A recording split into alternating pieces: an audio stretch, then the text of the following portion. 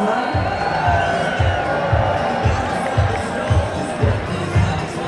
you! Yes, you! Come on in! Hello and welcome to Innsbruck. Say hello, Innsbruck! Oh my word, yes, they are excited and you should be too, because we are here at the IFSC Bouldering World Cup. And what an evening we have got in store for you. We have got some of the best boulders from all over the world getting ready to do their thing on this pretty impressive and rather daunting arena behind me. And of course they're going to be battling it out for a gold medal and those ever important world ranking tour points. Over the last 10 days, this centre of Innsbruck has been transformed into this impressive arena of anticipation and excitement, and all for this massive crowd gathered here. Ladies and gentlemen, it's going to be amazing, and the countdown starts now.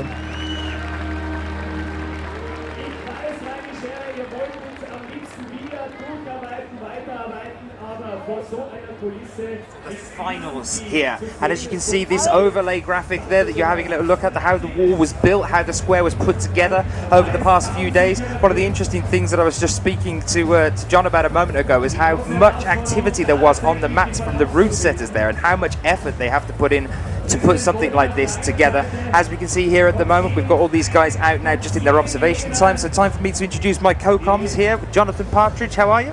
Yeah, great. Thanks for having me again, Dan. Great to be here. As you can see, the guys on the wall checking out the boulders, and yeah, it looks like we've got a really good set of boulders to finish up the day, and you can see all the crowd there in front. It's going to be a fantastic final. So these guys are in their observation period at the moment. They're getting that time where they're allowed to go up and touchy-feely, go and have a little check of the start holds, how they're going to work through these problems, chat to each other, talk about what they think the plan is, what the beta is, if they're feeling helpful at that stage. Yeah, so you can see them there just having a good old feel of the starting holes. Those are the only ones they're allowed to touch at the start. They're going to be, you can see some of them working in teams together, the two Russian guys sharing a bit of information. Killian there working with Michael, the Italian. You know, at this stage in the competition, they're just trying to work together to find the best route. They want to put a show on for everybody, so at the moment it's not really about the competition, it's about figuring out the best way to do the climbs. And a different amount of time allotted for them in this one as well. 4+ minutes here for the final. It's very different to the semi-finals. That strict 5-minute time limit. Here we have a 4+ minute basis. Now, how does that change you as an athlete, John, when you're in the fray on that one? Yeah, well 4+ obviously gives you the extended time at the end of the period, so that if you pull on at 3:59, that's it, you can stay on the wall until you fall off. So some of these problems, they might be able to find a place where they can stand up, take their hands off and really chill out on the problems. That in turn, you know, gives them that extra little bit of time to make the effort. But really we can see here the guys, they're moving on to their 4th problem now, so they've had 2 minutes observation on each problem. Absolutely packed crowd here as well. That's one of the best things that we've seen about this competition here. Thousands and thousands of people gathered to support every athlete here, and it was really nice to see as well, as they introduced the athletes to the crowd a little earlier on, how much they were getting behind the athletes from other countries as well. Just basically here, just wanting to see people crush things. Yeah, I think that's the great thing about finals. You know, it's just a show, and it's a chance for these guys who've worked so hard over the last couple of days to really, you know, put on this final show for everybody and show them what they can do. The route setters will have set, you know, a number of climbs that really challenge them in a number of different ways, and this is their chance to show the world what they can do.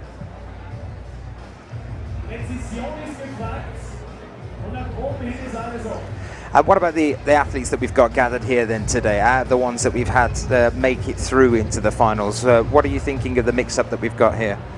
Yeah, we've got a great spread. I mean, just looking at ages as well, we've got young Michael there at 18 years old, going up to Killian Fischuber, 30 years, grand old 30 years of age. So a real mix. Obviously the Russians have got 2 in the finals, so you know they're going to be putting in a pretty solid show.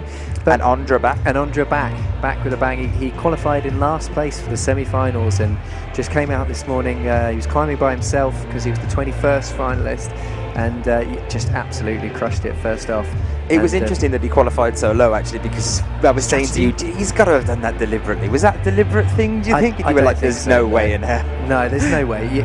I mean, in qualification, the priority is just to get through to the next round. There's so many guys, and you've just got no idea. But yeah, that's it. Okay, well, as the athletes start to move back behind into isolation, we'll be getting ready for the rest of the show that's coming your way this evening. It's time now to catch up with both Killian and Anna with an interview with Henry Jackson earlier on today. All right, so Killian, how are we doing today here in your adopted home of Innsbruck? Really great, thanks. And we are in the heart of one of the climbing meccas of the world. I mean, some say the art of mountaineering and climbing was born here in Tyrol. And how important is it to have a competition of this magnitude here in the centre of town? Yeah, it's really nice because we have our home crowd here. Lots of people know climbing very well, so they know when to cheer. They really appreciate our efforts. And yeah, it's just the best crowd in the world. And speaking a bit more on that crowd, you've obviously done very well in the semi-finals here, a pretty much perfect run through to the finals. How much does the local crowd help to push you in your efforts? I think it's a combination of the whole event, the crowd and the speakers who really know how to cheer the crowd up. And yeah, they actually pushed me a lot, and yeah, I'm really thankful for that. And so, as you said, as you're not really going for the overall world title, how important is it to podium here in front of your home crowd? It's actually really important. It's one of my 2 highlights of the season. The second one is the World Championship in Munich, but actually this is more important for me. So here we are with local hero Anna Stor. How are we doing today, Anna? I'm doing really good. And how is it here in Innsbruck in front of your home crowd to be competing on the Bouldering World Cup? It was amazing to compete in front of my home crowd. Already in qualification there were a lot of people, and now in semis when I was on top of the first problem I turned around and I was overwhelmed actually. And how much do you think that affects your performance, the atmosphere, and how much you feel the crowd getting behind you? Oh, it definitely helps for me. It really pushes me when I feel that the people are behind me, and in Innsbruck is always so much fun to compete. A bit of Tyrolean pride there. Do it for the good Tyrolean mountaineers here. No, actually I do it for myself, but it's so much fun if the people are behind me, and yeah, it's cool if I can help them have a good time too. And let's talk a little bit about the problems. You were having a pretty much dream run, flashing all the way to that tricky third wall. Yeah, the third one was really tricky. It was also really warm, I felt, and I didn't quite get the right beta, but yeah, I was happy enough to do the fourth one. You did seem quite relieved. The first attempt on the fourth one looked like it was going perfect, but then was it the nerves, do you think? Was it just... Nah, no, the top hold was really bad. It's actually a sloper, and I just wasn't able to grab it with my second hand. But then the crowd got behind you and you nailed it on the second go, wasn't it? The second or the third go? The third one. The third go. Well, great to see you in the finals again, Anna, and good luck. And yeah, let's head back to the action. Incredible to see these 2 guys in front of their home crowd early today in the semi-finals. The nice thing for them as well is the fact that the hope for Austria here rests on their shoulders. The nice thing for Austria is that it couldn't really rest on better shoulders. Do you think, John? Yeah, absolutely. I think you could just see from the interview with Anna there, she said quite clearly, I do this for myself, and, having the crowd behind me is the next best thing. So, they're really focused on their performance and doing it for themselves, and, in turn with that, they do it for their country. It's absolutely amazing the history that these guys have had. It's incredible. Well, here we are with the start list for the male athletes that we have here tonight. Then first out will be Rustam Garmanov for Russia, followed by Dmitry Sharafutinov. The 2 Russians kick-starting things off here. By the very young then, Michael Pekolruaz, only 18 years old. An incredible story that we'll tell you a little bit about him in a little while. Adam Ondra as well, now back into the bouldering action on the IFSC. And then Kilian Fischhuber, the hope for Austria, followed by Guillaume Gleron-Mondet, another veteran of sports climbing here as well. Having a look then at the female athletes that we have, you can see that massive crowd there starting to get really riled here. Marine Thevenet here in her second final of 2014, again proving that she can make it into that top 6. Following her will be Nonaka Mio of Japan in her first final, just 16 years old. It's starting, John was saying to me earlier, it's starting to make you feel a bit old right now, yeah? Yeah. And then Shauna Coxey of Great Britain, of course, back after her gold in Grindelwald last weekend. Melissa Leneve, another veteran as well. Anna Stor for Austria, followed by Akio Noguchi, who is at present leading the pack so far after the semi-finals earlier on today. The only athlete in the women's to have topped out on all of the blocks in the semi-finals. But yes, of course, as we were saying, you know, the hope for Austria on these two athletes. Now, they didn't quite manage to pull it off last year. It was the double German gold last year, but both of our German athletes that have actually been leading the pack this year as well, that's Jan Hoyer and also Jule Worm, are both missing out of this finals, and so it's kind of a window of opportunity for Anna and Kilian to move back in. Yeah, I mean, both the Germans didn't qualify today, but you just look at the list, there's some really strong climbers that have substituted themselves into the mix, and yeah, you know, you've got to think Kilian and Anna are going to be the ones to really beat today. Even just looking at the qualification from the semi-finals, they're the ones at the top of the deck. Now, in terms of that story about Michael Picoleras, the really interesting thing for me when I was looking at how he'd done before and, you know, where this guy had come from all of a sudden over the semi-finals earlier on, he was at Grindelwald last weekend and he came 45th. Yeah. And in a week, he's gone from 45th to in the top 6 in the finals. Yeah, that just shows the depth of the field, really. You know, any of these guys can make it through to semi-final, and you make the semi-final top 20, anything can happen. You can get through to a final. Well, here we are then. We are getting things underway with F1 and M1 here at the venue, starting off with Marine Thevenet and Rustam Gelmanov. So F1, taking a look at this one then, John. What are you thinking of this as a block, and M1 also? Yeah, so you can see Rustam here. He's straight onto the vertical section. Really bad footholds. And basically it's a combination jump, so you've got to hit a number of different holds in sequence to get across.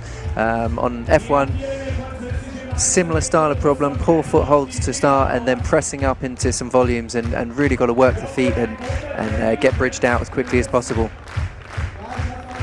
Well, here he's moving up, no black tape here, so can use the lean out as much as he needs to at the very beginning.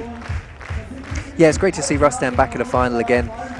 He's looking really strong. He's always very good on the crimps, so generally, you know, he doesn't enjoy the jumpy style of problems, but making short work of it so far. And then F1 then for the women, starting off with this sort of tricky beginning on F1 for them. Yeah, it's like a mantle push up off these bad volumes, and you can just see there she got her fingertips over the lip of the next volume, which does have a more positive area on it, but she really needs to get the right body position, and I'm sure once she gets that position she'll stick it. So here we go, Rustam lining up the jump again.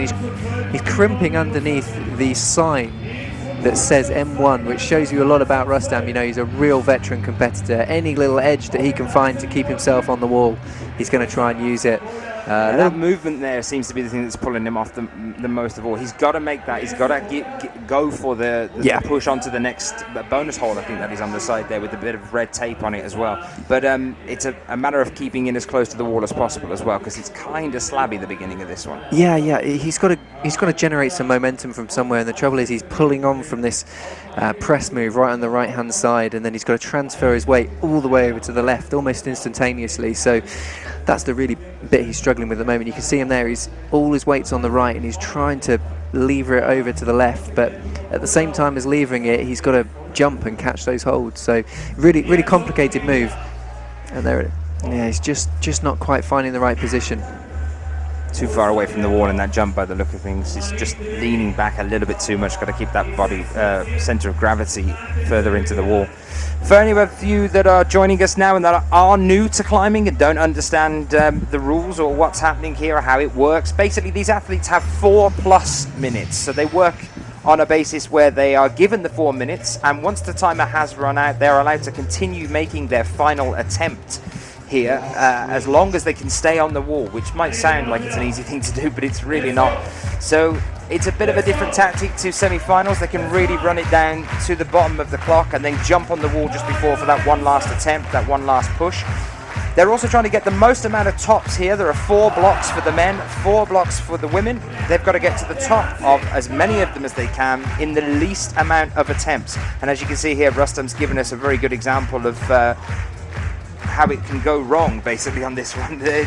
He's going to try and do this in the fewest attempts possible, and at the moment he's struggling to get to the bonus on M1. Exactly. You know, we had this observation period shortly earlier, and they get 2 minutes to view these problems together, and you know, 2 minutes on this kind of problems, you know, it's just not enough sometimes. Rustam has found a method that he thinks is working, and there you go, he's stuck it. Almost a 1-2-3 movement, so grabbing it with the left hand and then 2 hands up, but he's up, and hopefully he'll be away to the top of this. just needs to keep his cool now. The timer has run out, so as Dan was saying, provided he stays on the wall now, he can finish his attempt. Relatively straightforward at this point as well, to move up that bonus and up to the top. So it's kind of a matter of once you've made that jump, you're pretty much going to be safe as you move up that one, yeah? Yeah, it looks the way that once you figure out that movement and the body position, the hand sequence there was key. 1, 2, 3 with the hands, and then just enough to come back on with the right hand. It's a big swing out as well there. There must be a lip on that volume there.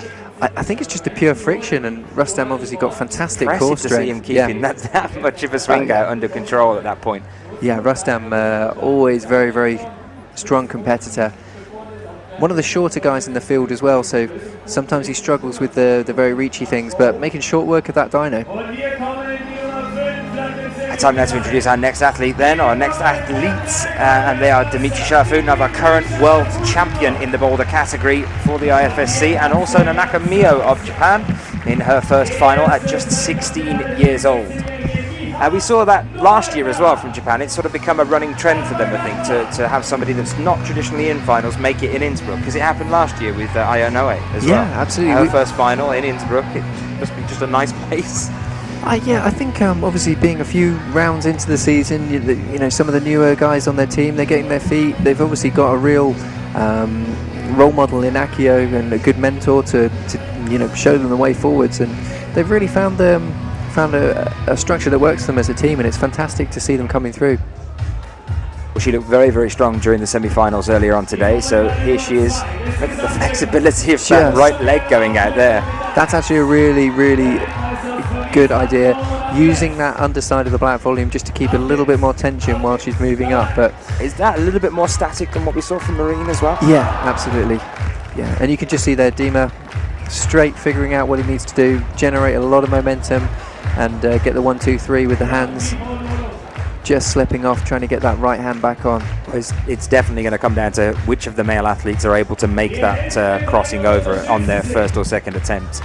Yeah, at this point, because I think that block's going to rack up a lot of attempts for the guys here. And that's what the route setters have done, set a couple of climbs like this with the girls, I'm sure once you actually figure out the method, it's probably not so bad, but until then, there's going to be a lot of attempts just to do that.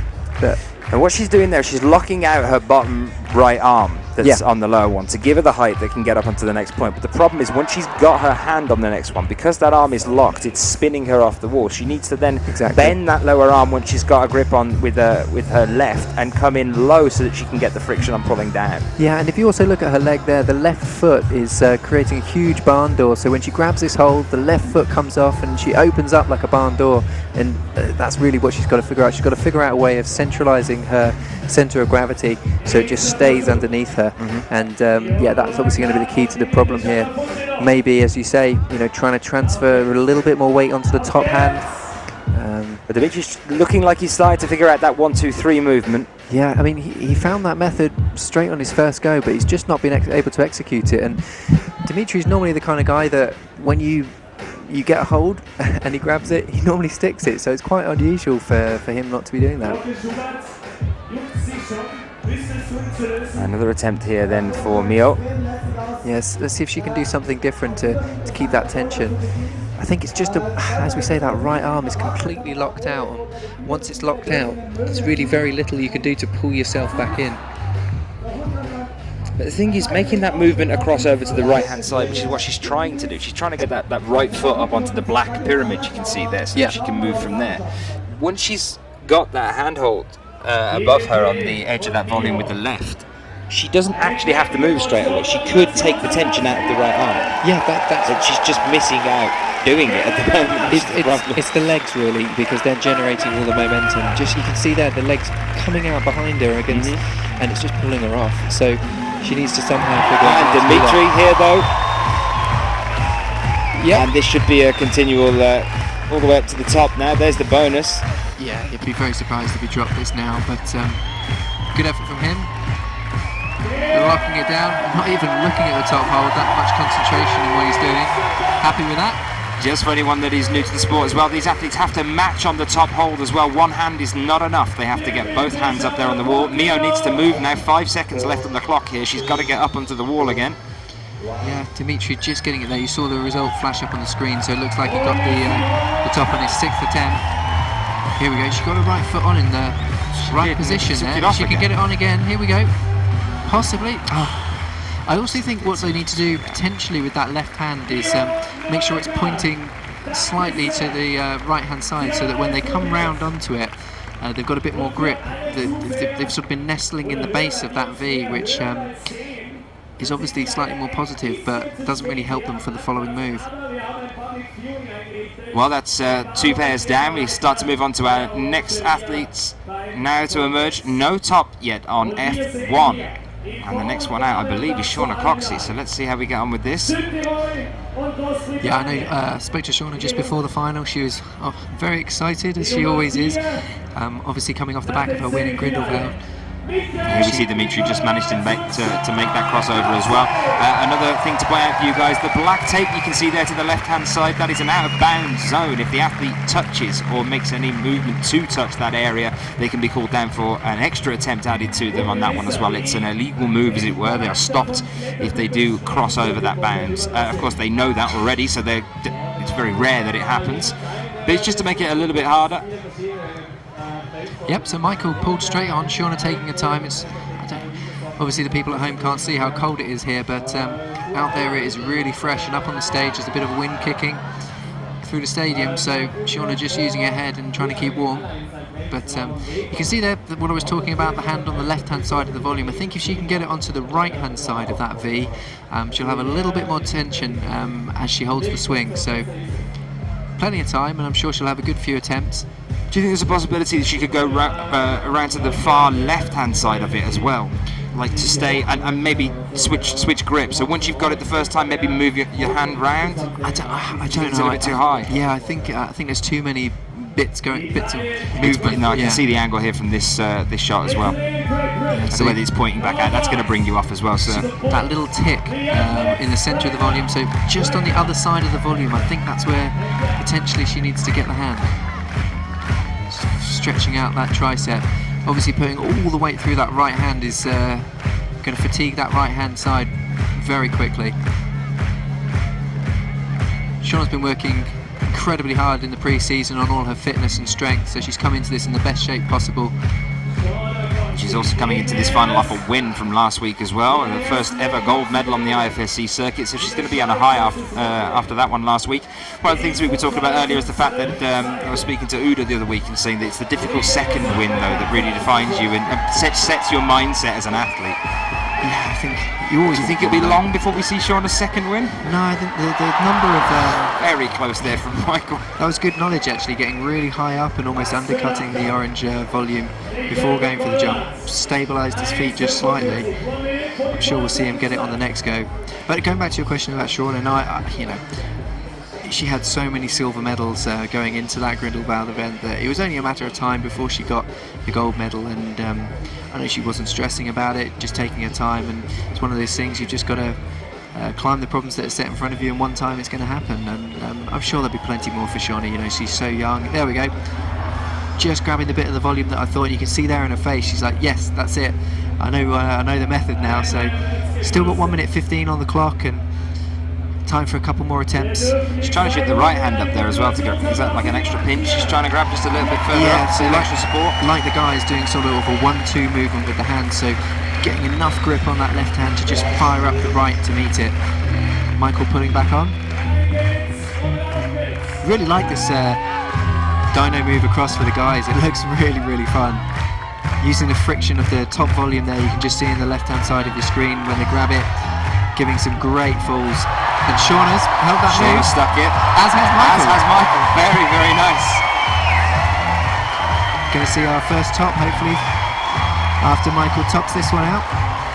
Nice and slow. Take it easy, Michael. It's very, very impressive here. This 18-year-old athlete climbs predominantly on rock. We have seen him on lead walls before in front of the IFSC, but this is definitely an improvement for this young athlete from Italy. And Shauna tops as well. Just saw her there putting a jacket on. Top for Coxey. And here it is. So this is the next sequence for the women's problem 1 here. Getting up to that section, relatively, again, like the men's, relatively straightforward once you've made that first swing out and you can get up towards the bonus. Yep, nice little cross through with the leg to finish. All those people watching at home, technique masterclass from Shauna Coxey there. If you want to get in touch with us here, you can do so as always by using the hashtag in the bottom right hand corner of your screen. That's hashtag IFSCWC. Any questions, queries, or anything you want to ask of either myself or of John, you can do so by getting in touch using the hashtag in the bottom right hand corner. I'd like to hear from you guys, like to hear where you're joining us from. And here we go, some big hitters, more big hitters, Adam Ondra and Melissa Lenev. Melissa, a resident here in Innsbruck, as I said earlier, so she's going to want to put on a great show. Adam, always very, very quick to pull onto boulders, doesn't waste any time in a final. So tall, just going to try and reach through these volumes. Wouldn't be surprised if we saw a very quick attempt from Adam here. Mel nearly held that the first time then. Here we go, he's staticked it. Easy. Unbelievable. Just take it easy now, Adam. Finish up. Knee bar in with the right. So this is looking like a flash from Adam Ondra then, and we truly start to understand quite what it means when Adam says, I'm going to return to the climbing scene. Yeah, unleashing the raw power that he's got. I mean, he's one of the best climbers in the world. Absolutely incredible. Adam Ondra with a flash straight away here. No problems whatsoever. I'm not even going to try and make multiple attempts. Let's just get it done. I can go back into the ISO again. Now, one of the interesting things as well is that Kilian mentioned earlier that psychologically it was one of the hardest semi-finals he's ever done.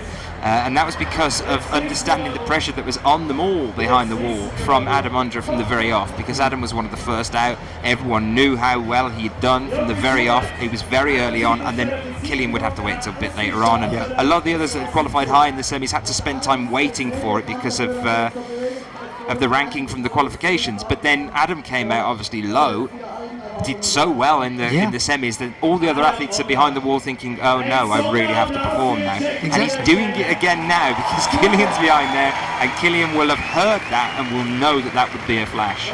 Yep, and a flash on that type of problem. Just look at Dimitri, he had 6 attempts on that, so if all the guys do all 4 problems, Adam's got a 5-attempt advantage on Dimitri already. That's huge. Going into the next problems. Obviously, we don't know, whether there's going to be any more tops on the next one, but you presume there would be, and therefore that's just going to give Adam even more of an advantage. Nice to enjoy. Mel's a very flexible, a very athletic athlete. So, and she loves technical blocks as well. So this should kind of be something that she'd crack. Yeah, I think they've all figured it out from the start what they need to do. It's just executing that handhold position. You think they know already about getting onto the right hand side on that volume above? I think so. Some of the other earlier attempts, it looked like none of them really figured it out until Shauna got a hand to it. I know you did. Well, you can see, I think the thing, they obviously know they need to be on the right hand side, but the left hand side is closer, and they get just enough friction that they think, oh yeah, I can hold that, and then no, just slip off. Just slip off. Well, as you say, barn door out. Yeah, but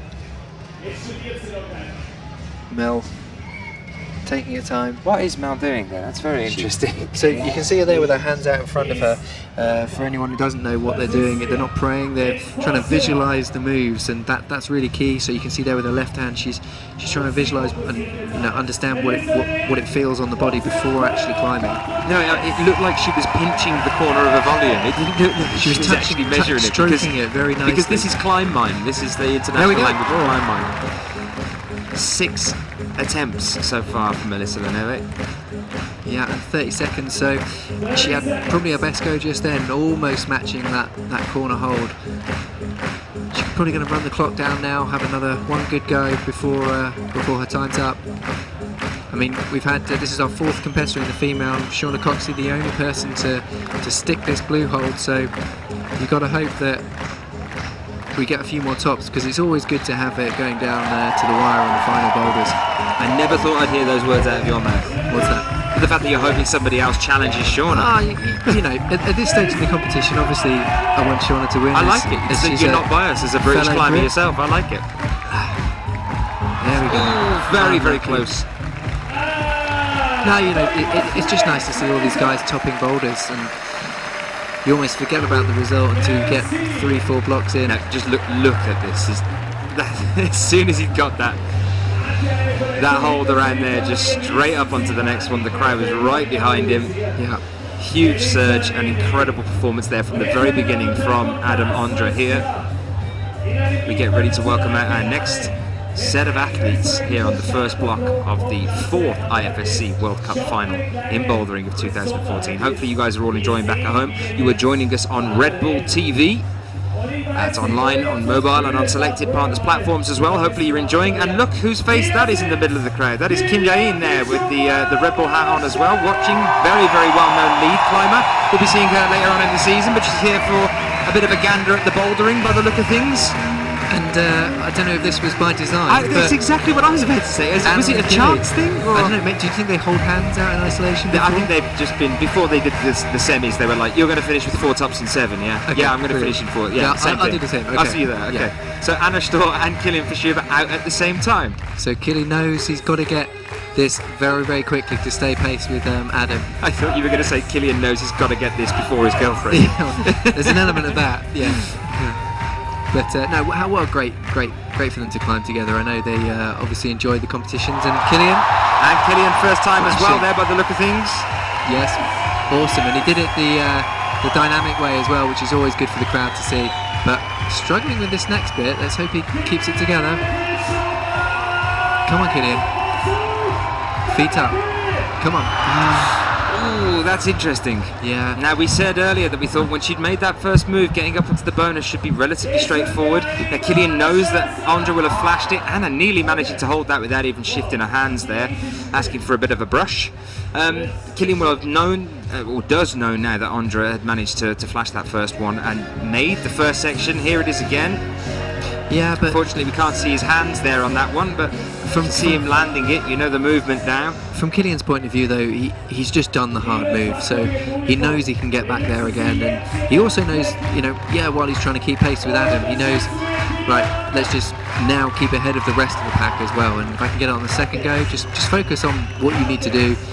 The results will take care of themselves. It's about focusing on the climb. Yeah, you're quite right on that one as well, because it is, as much as he knows that Adams flashed it, he also knows that the other two guys haven't. Exactly, yeah. And Anna Storr here as well, having a good few goes, looking a little frustrated, but she's bound to on the first climb. Always want to get a top under your belt in these kind of competition formats, just put your nerves at ease. And these two are so strong. Straight through again. He's just so good on the dynamic movements. Just completely figured it out. No problem here at all. Here's the second attempt for him. He got the bonus on the first one. As you can see there on the bottom of your screen, the bottom left. And this is the move that cost him last time. He's trying to guppy the top of that one by the look of things. And there we go, across onto the top. Got there on the second attempt. Good push there from Kilian Fischuber. Really keeping the pressure on Adam Ondra. Although Adam will kind of have an idea now that wasn't just one attempt, that he is now ahead of the pack. Yeah, he'll be frustrated with that, but Anna's really struggling with this palm move. Baffling. Yeah, I think she's probably just going a little bit too dynamically through this start section. All the others have been putting all the weight through the right hand, whereas she's been sort of pulling on and almost trying to dyno for that hold rather than holding the swing with the right hand. But good news for Shauna Coxey. She's the only girl to top possibly that. for Akio Noguchi, who's still yet to come as well. Remember that Akio on countback to semis is leading the pack at the moment. Very successful semi-finals. As mentioned to you earlier, John, as well, it's been a long time since Akio really topped the podium and got to the very, very top of it. I mean, she's frequently, she's pretty much always in the finals, and she's very frequently on a podium as well, but it's been a while since she's had that gold medal.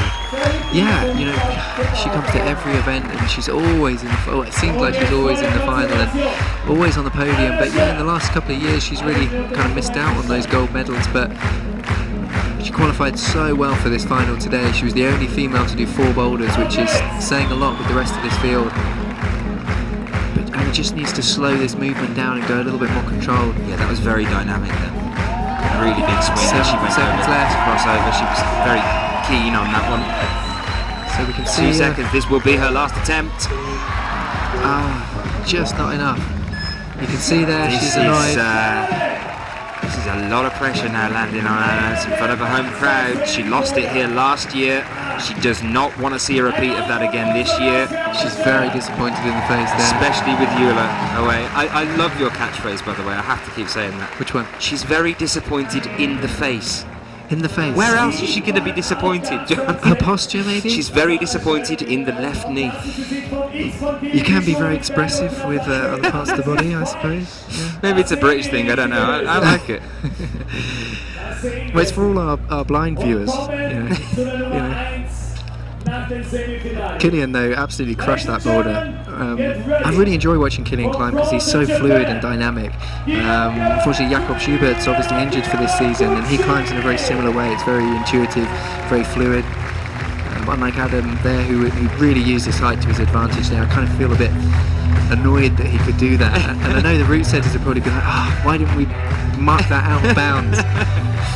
But that's the thing, that's what competitors do. You saw Rustam, one of the first guys out, crimping on the back of that start plate. They'll do anything they can to get a top. If it isn't black tape, you can use it. If it's not out, I'm going to crimp it. Yep. Yeah. So Guillaume's going to go very dynamic here. He's gearing up for a big push. This is going to be big. Whoa. Yeah. Just slipping off. Yep. Shake of the head. Rethink. That's what you were talking about earlier, Dan. You know, what's going through the head. Well, you know, it's evaluating the specific moves that these guys are doing. So Akio here, that is awesome. Very, very strong. Very controlled. She's still getting that barn door going on, but critically she got that right foot out, which is going to help her control that movement.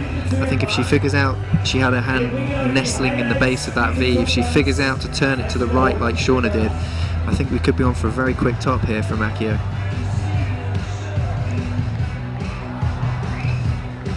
Second attempt there for Akio and also for Guillaume as well. Yeah, you can see the sun starting to come down, the spotlight's really taking shape on the stage. These guys have worked so hard to get to this point, and the show that Innsbruck put on for them is incredible. There it is. Just not getting the right hand round, left hand round onto the right hand side. Do you think there is any possible way of doing it static? What I was talking about earlier, about getting directly underneath it and then letting that second arm bend so that you can put your pressure into it. I don't think so, no. I think there's just not enough surface area for the hand. There he is. Gigi just holding that swing, but yeah, going back to the female world, I just think it's got to be slightly dynamic based on the slopiness of the hold. Slopiness, is that any word? Slopiness? Slopiness? Yeah, I'm happy with that. Gigi here, straight up, through. He was super strong in very nice on third semi-finals. attempt as well. That's going to put him up into third place now, behind Andre in first at present moment in time, Killian in second and Guillaume in third. By the look of things, and here is Akio gearing up for another attempt here then. Yeah, so we've got about a minute left. Akio, it's looking so and close. that right hand wanted to go though. It did, and the critical thing was getting follow that impulse. Yeah, the right foot. As soon as she got that point of contact on the right, she took that little bit of weight off her hand, which allowed the right hand to come up. Minute down. Just take your time back here. You've got the right method. Stick with it.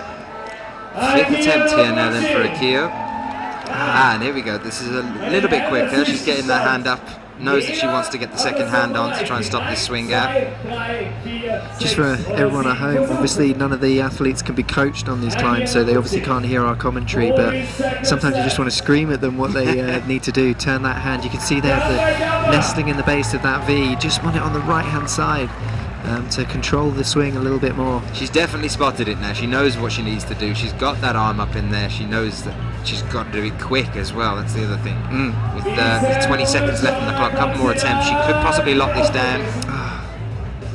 You can see how eager she is as well to get back on straight away. She knows that the time's ticking and it's counting against her now. She's on it. This will be her 8th attempt, I believe. And just, it's such a low percentage move that she knows if she has maybe one more go, it's just one more go to be closer. And she's run out of time. Oh, no, it's our time and it's slightly out. So here it is. This is the last attempt. Wow, there it is then. Okay, so a massive advantage there from the off for Shauna Coxey of Great Britain, the only athlete to have managed to top the first block for the women. She's now going to be a whole boulder ahead of the entire field here. And Akira Noguchi is now War wound. She's got a chafe on there on the shoulder. I wonder how she's got that actually. Bit of volume rash. So when she pulled on with her right arm, palming down into the wall. So here you can see as the standings, as we were just saying, what they stand as the moment, with Shauna being the only athlete to have topped problem 1. She did that in 6 attempts. Every other athlete for the women failing to unfortunately top out on that one. Let's have a look at the men's if we can.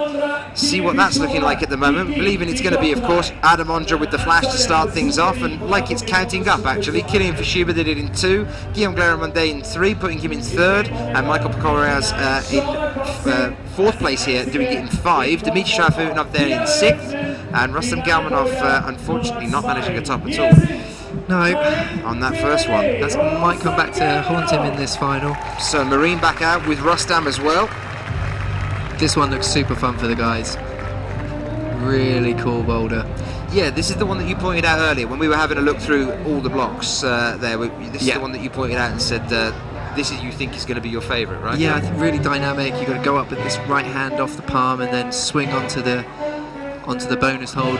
Bonus holds are marked with a red streak of tape. You can just see on the wall there the pink hold on the left hand side of the volume. And for the ladies, Marine here going up to the bonus with the left. It's a really small crimp, wafer thin, climbing really strong. Got to keep the compression here, get those feet working to take the weight off the arms. Marine looking really, really good here. Very, very strong. Keep it together now. Hard move here. Yeah. Just twisting her hips. She absolutely made mincemeat out at the start of that one as well. She's got the heel hook over onto the right hand side, managed to get the hand inside the dish on the giant red hemisphere there. Rustam here in a world Do you of get pain. the image of Atlas? Yeah. It just looks like he's holding the world up with that massive yellow volume. He's pushing it away, further away from himself. Yeah, no, I don't want this volume. Get me a new one. Yeah, I think he had the right idea the first time round. Just get the double palms facing in and then somehow double pop out with the hands onto those 2 pink holds. He's just wishing there were crimps. Basically. That's basically He'll it, probably be crimping on the underside of that volume pretty soon. Change of rules this year, obviously no crimping on the bolt holes of volumes. Taking the time on this though, obviously every attempt takes takes a lot out of you. But it's a good thing, I think, to be able to stage yourself like that in a final when there's so much pressure on you and so many people watching and there's pressure to perform well. You should. Almost feels like automatically you want to make as many attempts as possible, but staging yourself like this, I mean, she got shaky towards the end of that last climb, so to give herself 30 seconds to a minute of these 4 minutes, jig up again, get ready to go, shake out. I think it also comes down to the style of the boulder, I mean, this is probably one of the steeper climbs that the girls have got today, so fewer attempts, less is probably more on this, so 2 good goes, probably going to be a lot more effective than 5 really quick succession. But a lot of pressure on the shoulders on a move like this around the prow. The tricky thing here is you saw her when she was resting, trying to keep her hands warm. It's going to be freezing out there. Those small holds, she's going to be really struggling to get the sensation in her hands. Oh, just slipping off Quite again. managed to get that left arm round. Do you think there's any way of doing that a little bit better? Is there anything in terms of shifting the weight onto that side? She's almost sitting on the right hand side, so her whole body's pointing away to the right. I think if she can try and keep maybe her hips slightly, or her body certainly slightly open, when she goes again with the left hand side, it's going to be easier. She's not going to be sort of bumping her shoulder in or trying to move her arm out as much. So we'll see if she figures it out, but great effort getting all the way up there on the first couple of goes. But she's going to be getting tired for sure. You can see there from the angle, really steep and powerful climbing. The left-hand bonus hold is absolutely tiny. Nice to see Rustam asking for some support from the crowd here. Yeah, he figured out on the last go what he needed to do. Nice little jump, drop knee or something here. I don't know. It's a 1-2 alley-oop. There we go. And he's managed to stick it this time. It's quickly campusing onto the next hold, campusing back. I'm going to go for a heel hook instead, he says. Yeah, I'm not quite sure. Here we go. This is unusual, but we're going to go for this one as well. Yeah, this is the way. So palm down with the right hand now, somehow. Don't fall at this point. This is gonna. The thing is that the more he tries to rev up and rock over that heel, the more tiring it's gonna be for him later on. That's it, Rustam. Switching to a different heel hook this time, and that's it, Rustam. The time's gone. You know that if you go down now, you're not getting back on this wall. You can see him shaking his head. This is all the And training. he's just thinking, what do I do from here? There is that section of wall you can see just to his left-hand side. That's all black tape. So, again, asking for support. He needs it here as well. He cannot use that lean out. Yes, and Marine.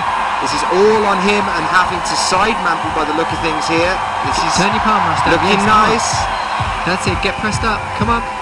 He's trying to use that as a lean out, the next one basically. Yeah. Press up underneath it. And you can't see he on the screen. like he wants to do with the wall that's next to him, but he can't. You can't just see on the screen Marine topping out on F2 as well. Is that Marine on the top? Yeah, top for her. So that'll give us some confidence. Obviously, all the girls apart from Sean are failing on that first one. Tricky start for her, and as you say, all of them there. So if it's called a bicycle when you use a toe and push away with the foot, what's it called when you use a toe and you've got a heel hook on top of it? That's a clamp. That's a clap. That's a clamp. A clamp. Why isn't it a unicycle Uni would be one. or a tricycle? Oh, he's got the hips in a nice position here. Rustam is super flexible. Always see him in isolation doing the splits to warm up. Slightly disconcerting, but obviously that's the reason. So he can get pressed up. Can he push it out? Super strong from him. He's been on the wall for about 2.5 minutes now, I think. Refusing Great to effort. let go here. He knows the clock's gone. Just needs to keep. Wanted the support. Look, can he get the leg up? He's not that tall, so it's doable for him. He's going to be panting hard now. He's really having to work here. Yeah. Where would you go from here, John? He's got to turn that foot so he can get his other one on. There it is. There it is. That's He's it. turned A little the bit foot out. more. Don't slip now, Rustam. They're right behind you. Yeah. I'm going to climb backwards for a bit, Galmanov. He's in a world of pain now. You need to come back the other Now way. he Rustam. definitely is Atlas. He is trying to hold the world on his shoulders at the moment. That Looking must out. be what it feels like with the pressure that he's just gone through to get to this position. He's super pumped now, relying on pure friction on the hands. Is he trying to smear with his heel? He's just turned the wrong way. So unlucky. If he does this now, it'd be absolutely incredible. Here we go. Unbelievable. He's pushed up to the top. Amazing. Very Rustam tenacious. Galmanov for Russia. What an incredible effort there on M2. Thanking the crowd for their support throughout that block, and the crowd thanking him for that. That was an incredible spectacle. If you're watching back at home, I'm sure Twitter's going wild right now with people. Unbelievable strength there portrayed by Galmanov. Is anyone else tired, or is it just me from watching him do that? He was literally on that for about 2 minutes. And there's Marine. She just slipped off our screen as she topped out. Great effort from her. I think it was on her 3rd or 4th try. So obviously going to give the girls a clue that the problem goes. A bit more confidence for the rest of them. A bit more pressure onto Shauna Coxey. She'll know it goes. I don't know what the guys are thinking now. That's you're talking about Well, they're what they're hearing, and how soon Marine went back earlier on, and they're thinking, what was Rustam doing? Dimitri's probably definitely thinking that now. And Dimitri, a little smile to himself there. I wonder if he can pick up any clues from what Yeah, he's Rustam come was out doing. going, that's what it was. Yeah. It was this crazy Oh, bloke. he was facing outwards, right? Yeah. Okay. So you can see there he's got one top in 7 attempts so far. This kind of stuff really suits Dimitri though. Figuring out what to do, hanging in there. If he gets his hand on something, generally he sticks it. But Rustam was one of the shorter guys, so he struggled with this move. But Dimitri, Such an awkward position to pressing be in up. before going for this 1-2. yeah. Or Oh, one, as Just Dimitri's missing trying out. there. missing out that hold on the right, which was the way Rustam did it. Incredible climbing. That's probably going to take him about 20 minutes to recover from that, but luckily this climb I think was, Rustam. I think it was slow. Rustam, yeah, he's going to need to be very careful that he hasn't just maxed out too soon. I mean, he wanted it and he got it. Well, he needed it. He really just needs needed an that ice top. bath or something now for a little while. They all did. They all need this top. Yeah. Well, Rustam didn't top the first one as well, so at least he can feel like he's still in the competition now. Yes, of course. He'll be counting down the timer on Dimitri.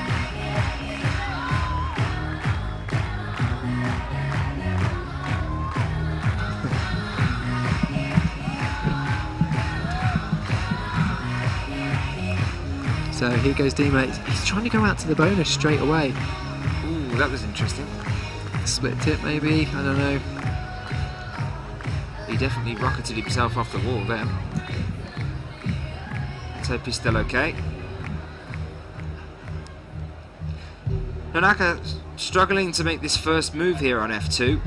Yeah, Where to go from here? This is better. It was this move here she struggled with last time, so maybe just the pure raw power potentially. But yeah, you got to crimp that. It's like, oh, vicious. Marine was very, very strong on that. She spent 3 attempts getting up high on that boulder. That's got to take a lot of power out of her, but really good effort doing it on the buzzer. And Dimitri, I think he's figured out he's got to go with his right. I'm very much looking forward to seeing Andre on this one. Now Dimitri making it there that time. Now he's choosing to go the other way. But you can already see where his heel is on there and how much more of an advantage it's going to be when it comes to standing up where he is now. He's got his entire centre of body over the top of that. The heel is it has shifted to the right here, but it's more or less in the middle of that hole. But now he's got to press it up. Now he's got to get up. Now he's just got to stand up, yeah. Unless he can possibly get his left foot up somehow onto the bonus. Maybe take a pinch on the corner of the hollow in the next hold up with the left. Yeah, he's just try and get the left foot up there. Yeah, or just hug the wall and do it with your calf. No, there we go. They're trying to grab the side of it. Anyway, that's Rolina, it. Get off the knee. His knee's so compressed on the right that he can't use his muscles to push up. Actually stand up. So he's got it. That's so condensed. He's bleeding from an elbow here as well. Here we go. The left foot. No, not comfortable enough. Apparently. It's just not enough with his left hand to pull him over. He's got to get those legs working. But the trouble is, as soon as he gets off his knees, his he can't then transfer his hand up. He's going back down again. This is such an intense second problem for the guys. What is this? And the clock's running down. It's 15 seconds to go. So basically, if he different. If he carries on now, he's not going to have any more attempts. Has he got too powered out? I'm seeing a lot of blood from these guys on these finals. That's how much they're putting into it. They're really having to fight here. The route setters, I'm sure, damaged as they're doing it. The route setters will be sitting there. Look at the inside of Dimitri's left knee. Yeah. The red chafage from trying to straddle that volume. Just a bit of grit rash, we call it in the UK. Grit rash. Grit rash. Yeah. But just chilling out, you know. Dimitri climbs 9A plus in his spare time just because he can, so he'll have plenty in the tank. Just take a little bit of time to shake out. Trying the other way now. Good for Mio now as well. Crowd are right behind her. Dimitri trying to get the other way this time. They're going to go up the other side. It looks like he's starting to burn out here. He's got to keep on top of that, shake out a little bit. Unfortunately, no top there from Mio Nonaka. And unlike Rustam, Dimitri not bringing a little chalk bag with him, so his hands, every single attempt, are getting more and more sweaty. Now his heel is further left this time. Let's see whether that's going to make a difference. He was much more over to the right-hand side a moment ago. Again, he can't really press up from the position he's in now with the right leg. He's got to get a second leg up here if he wants to move any further. He's really fighting for this one. Yeah. I wish we had a face cam that we could just see his expression. You can see him here at the moment. He's just the crowd are really giving him some support, but you've got to remember, you can see the determination on his face. He just will not let go, but he's starting to wear now. This is you've got to be remember, very tiring. Dimitri has won so many World Cups and so many World Championships. He's the man to beat. You know, he knows everything about this sport. So he'll be just taking his time, trying to recover. He's got to switch the weight over to the left leg. He's going for it now. He's going for the left foot on top. Just totally ghost.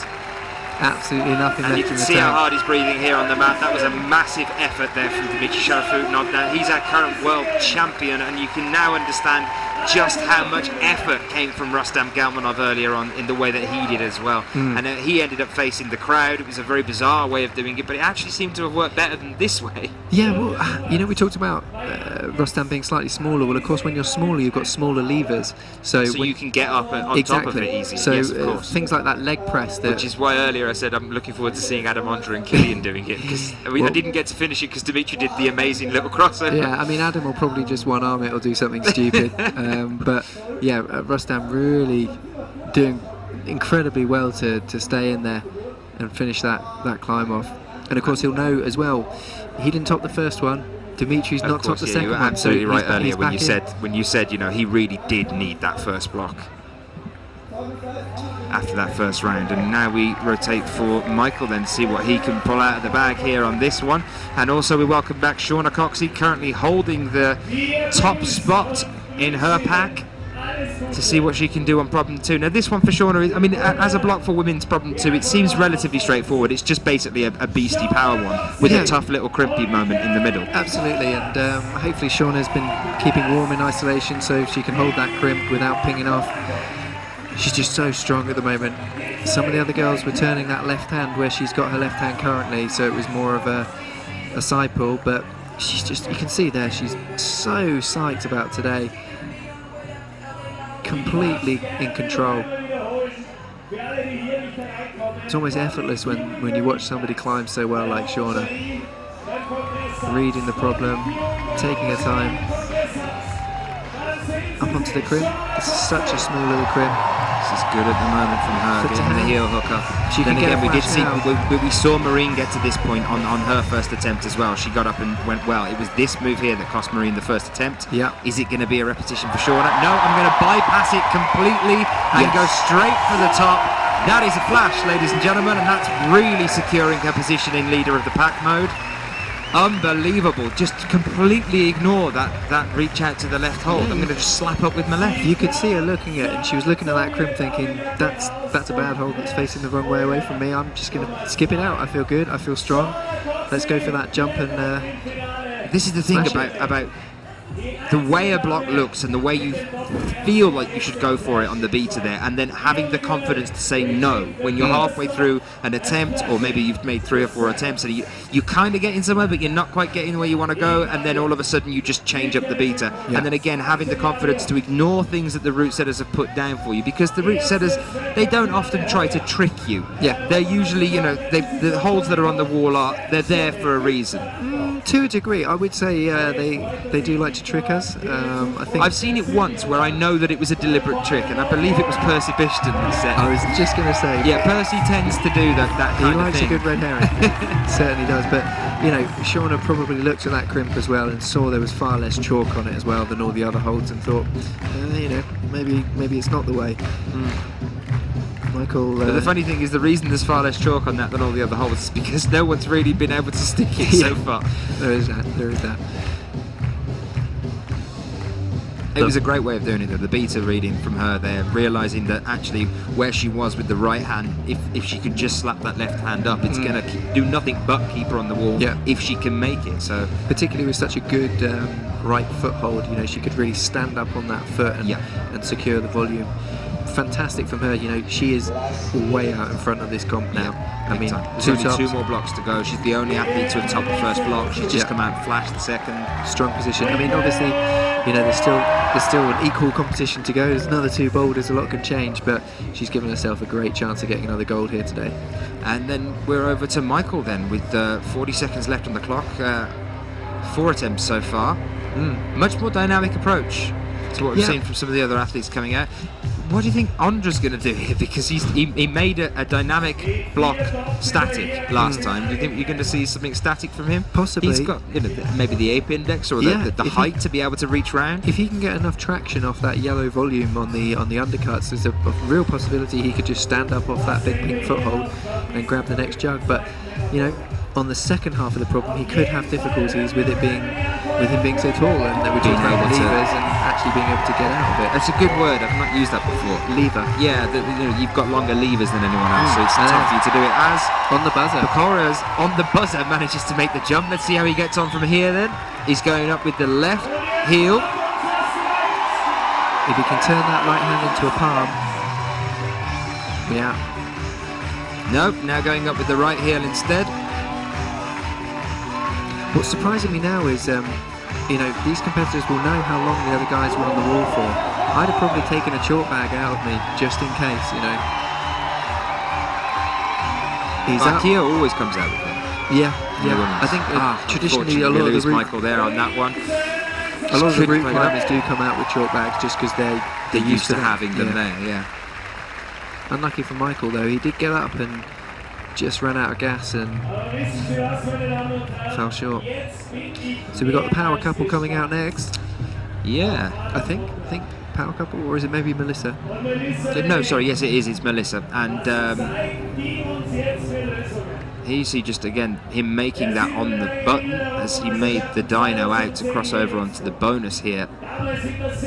Managing to get a little bit higher, switching his feet around a couple of times. Originally went up with the left, decided against it, went up with the right. Started to move up into a position that would have been good for him, and then just seemed to lose all the energy from that point. Yeah, I mean, here we go though. Everybody, you kind of get that sense of anticipation of, what is he going to do? Adam Ondra, yeah, this one. What crazy shenanigans is he going to get up to? Well, here we are. We're starting off like this. Yeah, so he's going to do it static, lean out.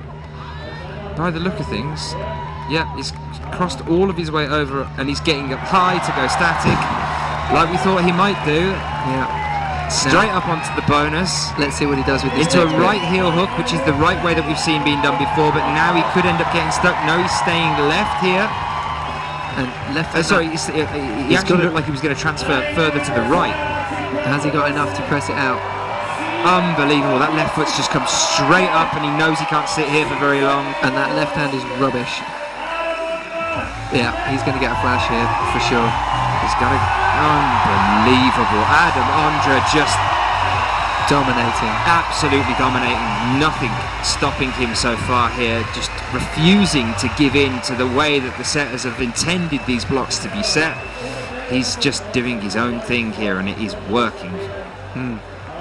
Yeah, he's a real enigma, Adam Ondra. It's exciting that he's back. Yeah, it is. Because I've done 2-3 years of this without him being here at all. Oh, okay. Yeah, I mean, I remember the first time round when he was doing them all, it's his body shape that it's just so unique on the whole tour. You get a lot of tall guys, sure, but generally they're on the bigger side. But Adam's so slender, and he's got the same finger strength as Rustam, if not stronger. So he's got everything, and that's why he is who he is. And he's out there pushing the sport forwards on all disciplines, whether it be competition climbing or outside rock climbing. It's really the future. Well, an incredible performance from him here as well on M2. That's just him now back again, more time to rest. And here you see a massive difference as well, that from now on, the difference that's going to be between the athletes such as Adam Ondra and Dmitry Sharafutinov and Rustam Galmanov. Both Dmitry and Rustam have expended a lot of energy on M2 fighting through that one. Adam came out, got onto it, got it done as quickly as possible, and now he gets more rest time. Yep. So going into M3 and M4 after this, he's going to be a lot fresher than those guys. Yeah, and confidence-wise as well. He knows, he's sitting very, very pretty right now. Is Mel going to go straight up to the top as well? Yes, she is. I'm going to bypass that hold. Same as Shauna. Yeah, great knowledge. The foot in there as well, and there it is. A top for Melissa Leneve. Happy there, punching the air. So we got Dmitry obviously. And a bow. Adam's the only guy so far to do 2, and he's done 2 in 2. That's, flashes. That's it's really all right. putting him ahead. Yeah, it's okay. It's okay. If you're into that kind of thing. Well, if you're into whatever floats your boat. Yeah. If you're here for the competition or whatever. But that left-hand pinch that he's on there is really bad. It's just. Well, it was just it's the confidence, it's having the commitment to believe that it's just enough for you to get most of your weight onto that right foot by the look of things. Yeah, I mean, I was saying before, I wondered how he'd get on with having the longer levers on that, but putting me to shame, he just totally stood up. Actually, let's analyse that for a second, how he did get on with the longer levers, because what he tended to do is he went up and went kind of quite right at first to get that other foot up. To get his hand up as well. To get his left foot and his left hand up. So he overextended that cross up onto the top of the hemisphere. Yeah. Then went back further the other way than we saw from Dmitry, over to the left-hand side. To match it. Then match it and then get up. So he basically created the space he needed for his legs to work in the way he wanted them to. Just, obviously, perfect awareness of his body position. It's almost as if he knew. He knew what he was doing. He knew that he needed more room. I don't know what's going on. Well, now Killian, another one, he's not that short. He has got the height on him as well. Yeah, I think, but knowing Killian's style, he'll be for sure he'll go dynamically, I would It's think. a really, really dynamic first attempt there from Anna. Yeah, It's just like she all or doesn't nothing moment, and it's not that kind of block. I No, think she she's kind doesn't of read seem with that it. wrong. maybe just overthinking the climbs, thinking they're more dynamic than they are. Kelly again, just missing that volume.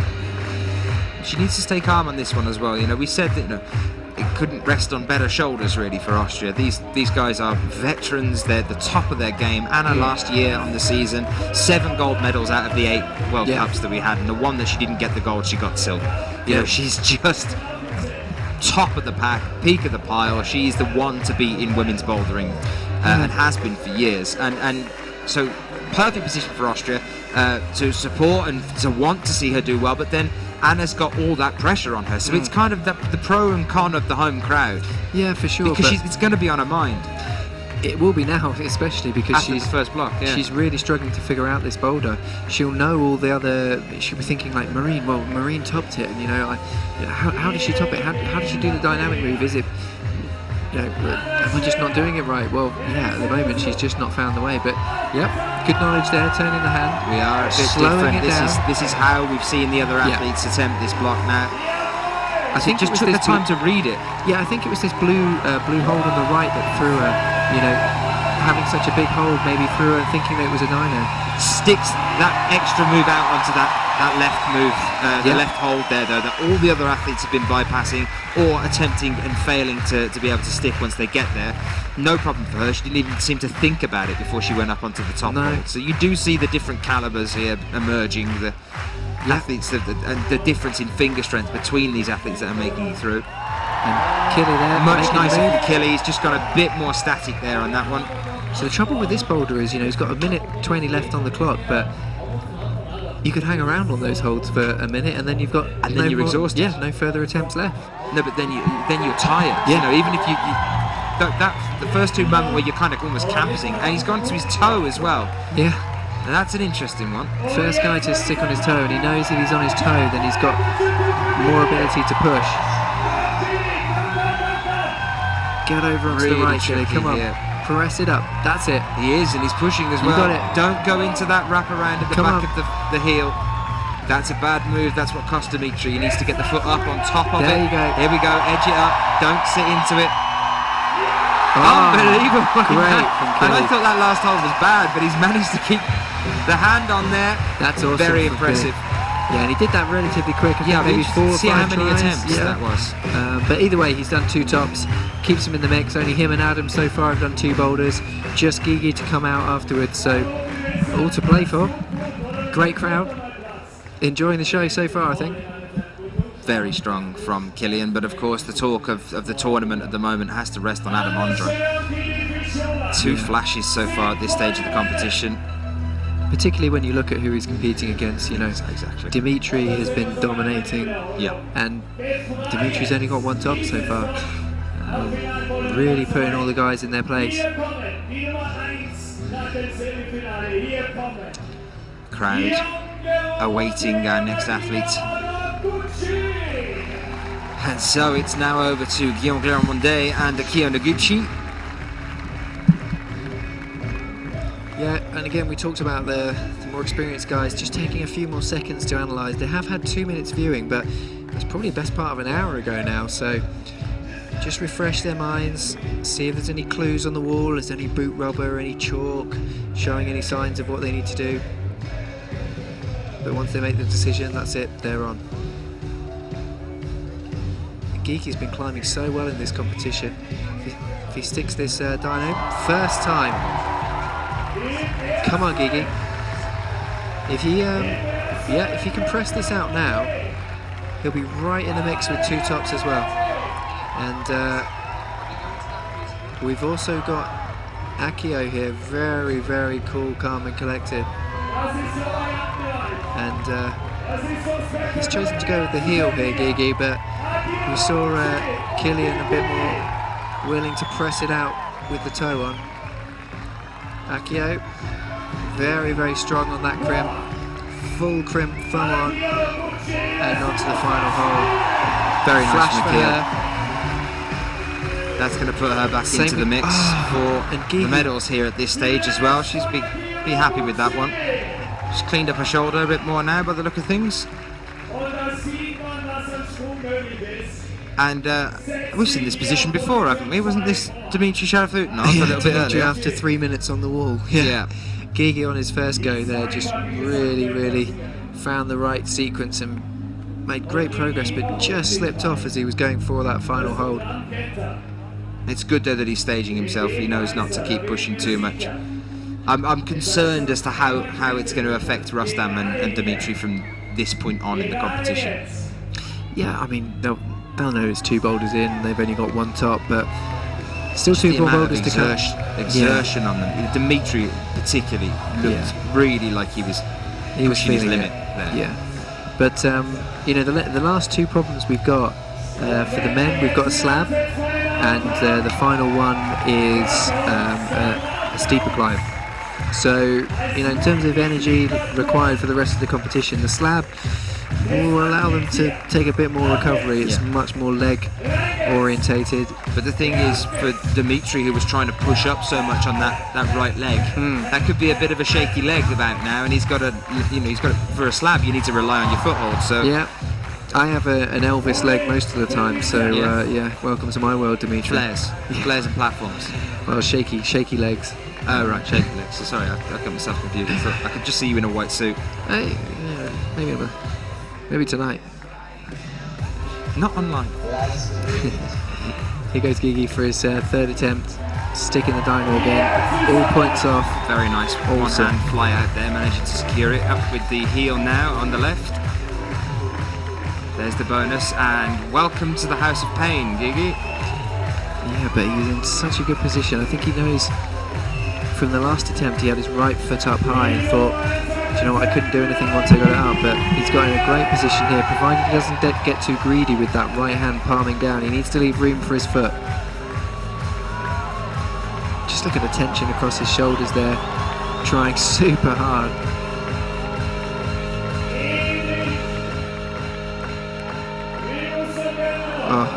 13 seconds left to go. Is he going to give us another push? Come on, Gigi. Don't you dare let that clock run down without another attempt.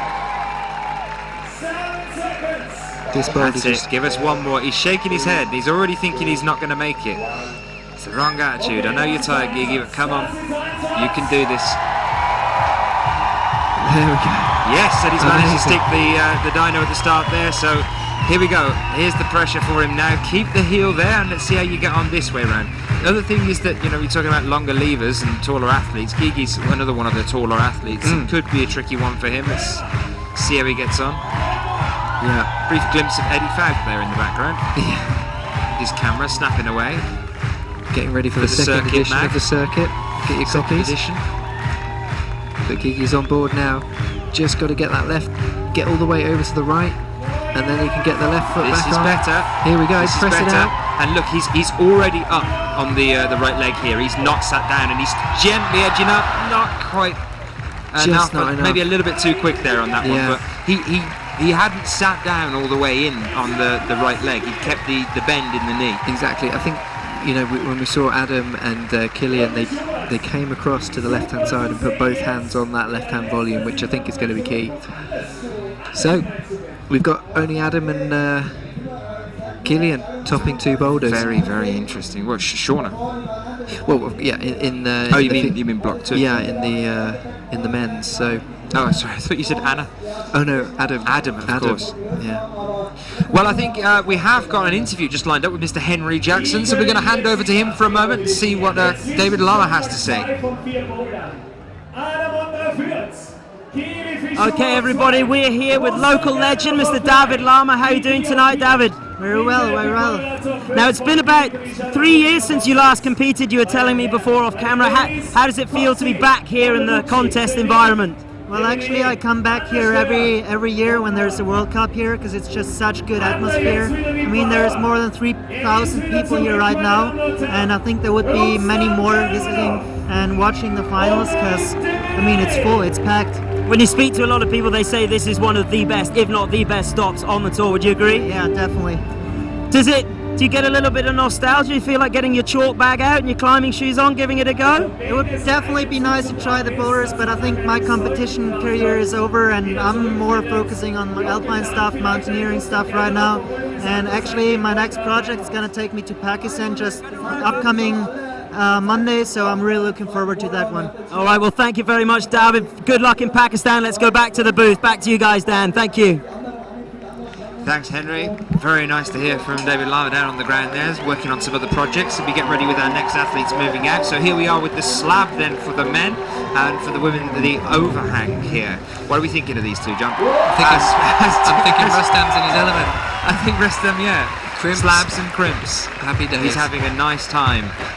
Right, we'll talk about the men's in a minute. Let's stick with the women's then. This is the cool looking boulder. I really like this. It's the colours. Yeah. I think it is as simple as that. The child in me is going, look at all the orange and grey. It matches. It matches, yeah. Yeah, but no, yeah, this looks really good. Coming off the back wall, really strong, burly moves on the bicep, and then going straight over with the left hand onto that volume on the right hand side, matching it, foot out, and then pressing up onto those two triangles, and then that big blob at the top to finish. Very, very simple, but complex to climb.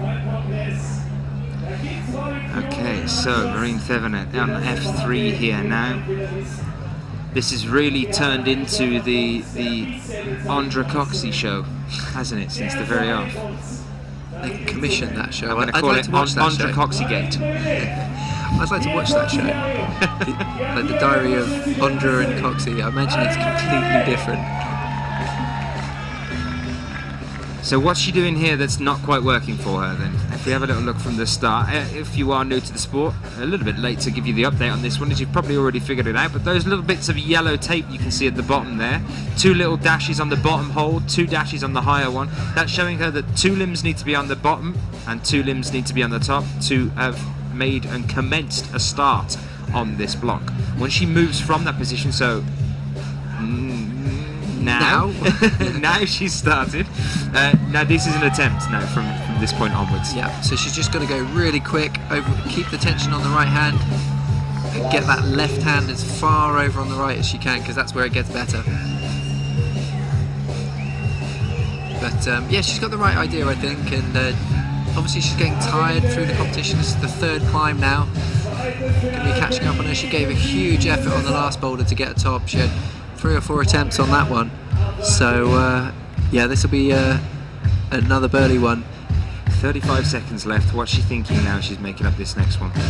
She's just got to focus on getting the body position right. So you can see her legs all the way on that back wall, and she's got to hold this huge swing coming out. So she needs to think. Crossing through here on this one, isn't she? Do you think there's any other way of doing it where she doesn't have to do that? We might see some girls try and go feet first potentially, but I don't think that holds good enough on the right hand to do that.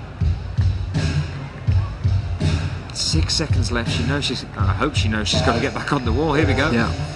Okay, there's another start. You can see what she's got to go with on this one. So a wide pinch out with the right hand to start things off for us here. And just can't quite get there. Yeah, I mean, there really is nothing else you can do other than just go for it and make that move.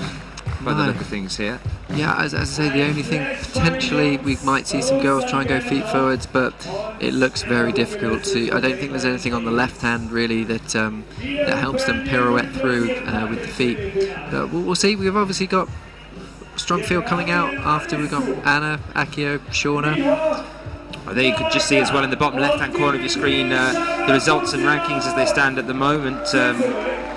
At this point in this competition for the women, that was Shauna at the top there with 2 tops in 8 attempts. Most of the other athletes with 1 top there. Now we obviously missed Rustam cruising his way through. He was so quick. He has had some time, Dimitri, now. So yep. And he's looking pretty fresh as he's coming out again. Bear in mind as well that the endurance and the level of general health of these athletes is pretty extreme, so they should be okay. He just looks like he's got a lot taken out of him earlier. Yeah, it did take a lot out of him, but he's super fit, and this is what we were talking about earlier, weren't we, when I said it's really interesting, this one, because you've got to stay low getting across, and that's what Rustam will have benefited from, being shorter. Obviously he can stay lower to the ground. But Dimitri securing the bonus straight away. Change the hands over. Strong and steady. Get that at the left moment. foot up onto the next blob. There it is. There And it is. press it up. It's going to give him a bit more spread here to go up, and there's Nice. the top, nice and easy. And in the back of his mind now, he's thinking, why was the last one so hard? Yeah, potentially a bit annoying for the guys as well, because if this is a flash climb, it's kind of null and void. You know, if all of the guys are flashing we don't it, want to see it. then it doesn't really change the scores. It's so hard for the route setters though, because we don't want to see every athlete flashing it, and we don't want to see every athlete failing to complete it. We're like Goldilocks. We're worse than Goldilocks. I'm going to be honest, because we can't be pleased. That's true. There's never a mid ground. We're never happy. Goldie blocks. Goldie blokes. I don't. Good. Yeah. Well, I don't know. Goldie blocks. That was good. Thanks very much. I'm here for another 2 hours. I'll be here all week. Yeah. 2 minutes, 10 seconds left on the clock. Yeah, so we've concentrating not seen the method. in the face. Exactly, concentration in the face, in the eyes maybe. But yeah, we've not seen a successful attempt yet getting onto this orange volume on the lip. Seems like a very difficult move. It might be to do with the feet there. You can see her prepping them. She was staying slightly more open to the wall instead of closing off the shoulders, which means she's got a harder swing to carry. Do you think there's anything in sending that right leg a little bit higher up the wall, a bit further out at this point? Possibly, yeah. To try and stop the swing out being so almost so acting like a drastic. tail. Yes. Yeah, potentially. Yeah, 124. you see it here. Look, she's trying to inch that right foot up. Ooh, very close. I mean, get it really high, so that you can kind of almost make half a jump quite static before the final push onto it. Stop the swing, Yeah. maybe. Probably not too high, because all the weight is still on that left foot. So if you try and put all your weight on your left foot and then put your right foot out, it's quite difficult to do that. Right. But yeah, the further out she can get it, the more balance it'll create. Certainly. So you can see some of the team there. Is that Stuart Watson? Stu Watson from Great Britain. I haven't Austrian seen loads of him team. yet. I haven't seen him at all. I didn't know he was here. Yeah, he lives just down the road in Leidenfeld, so yeah, he's here. Unfortunately, couldn't compete due to a finger injury, but yeah, I know he's looking forward to the British Championships. Spoke to him earlier today. He'll be back in Sheffield later in the year. Sorry to all you competitors, he will be there at the British Championships. Who were thinking that he might not be. So we've got 25 seconds left. She's had a lot of attempts on this move, and it is really powerful. So her experience of finals maybe just. What do you think about a quick 1-2 to secure it? Maybe two hands on. Is there a way of getting a hand behind it to stop the swing at the right hand shooting up? I think they're just going to have to try and hold the swing. One hand? Yeah. Doesn't look like there's a good position for the other hand to come into, so yeah. Well, we'll see what happens. Big shame there for Nanaka Mio. Maybe overcooked at the setters. That's the, we're on the third boulder now. All the boulders have been topped so far in the girls. Admittedly, only Shauna Coxey did the first boulder, but we had quite a few in the second. Here are the results for the men there for you on the bottom left-hand corner at the moment. The standings as they are at present. I believe that is wrong though, because Rustam hasn't got 3 tops, he's only got 2, so... No.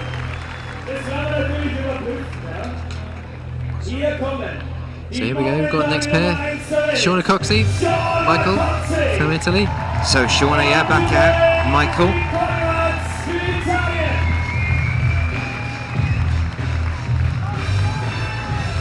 So he'll be fully aware that the two Russians, Dmitry and Rustam, have flashed this boulder. He'll want to keep pace with them and get a flash as well. I think he'll also be pleased it's on a slab and he can catch his breath. Wasn't a bad attempt from him actually on the last one on M2. No, got high up. He got relatively high up. He made the jump. Got to kind of Guillaume's position. Maybe not quite as far. There's Shauna makes it first Straight time away. here on this one. Quickly getting the second hand up, but by sticking it back into the same pocket. Look. Exactly. You see what she did there? She very quickly got the right hand up and just jammed it straight in the pocket at the same point. Yeah. Up onto the bonus here now as well. The crowd are right behind them, and she's been called down for something.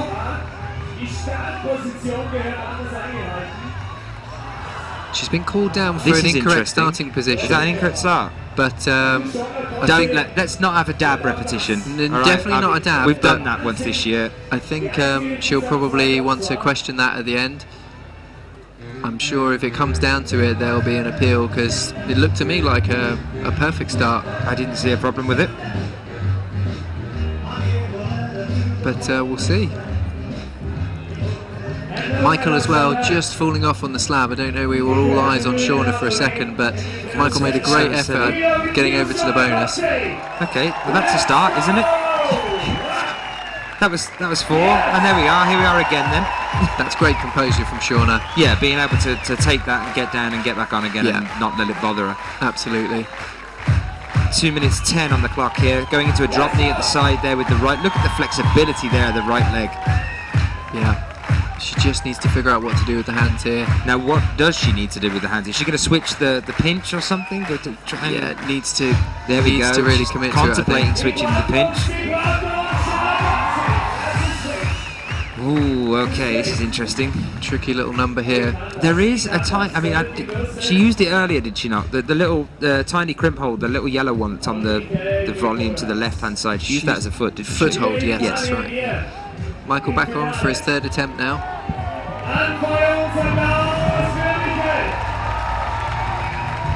Great tension. Oh, It's a very just interesting way of doing it. Not I as mean, we know they're going to stay confident, low, but that's very, very low. I've seen that done before, actually, on slabs. I think it was Log Dragomir last year, and it was one of the girls' blocks, one of the women's Sort blocks. of a double foot swap. No, it was Alex coming out onto a slab that was relatively high, and instead of going along with the feet above it, Yeah. she just dropped down and went into like a squat position and just sort of like monkey barred it across the Awesome. bottom. So Shauna's got really high up on this third problem, but not quite getting through. But see how she gets on. She's the first girl to get up on the bonus of this climb, so hopefully we'll still see her top. There we go. A little attempt from Shauna here now then.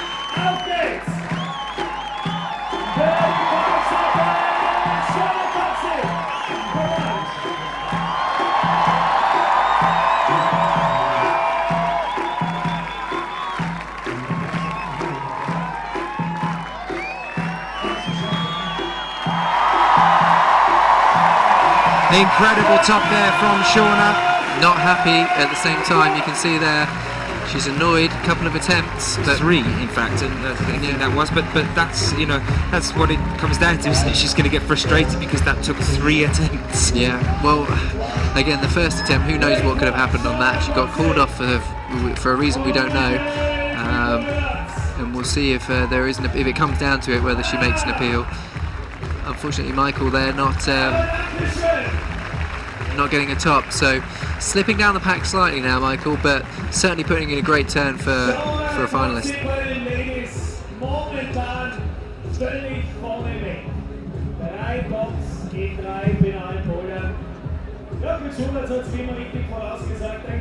Just watching Shauna here, figuring out what to do with those hands. Awesome effort. You can see there how much she's gripping on, and maximum effort.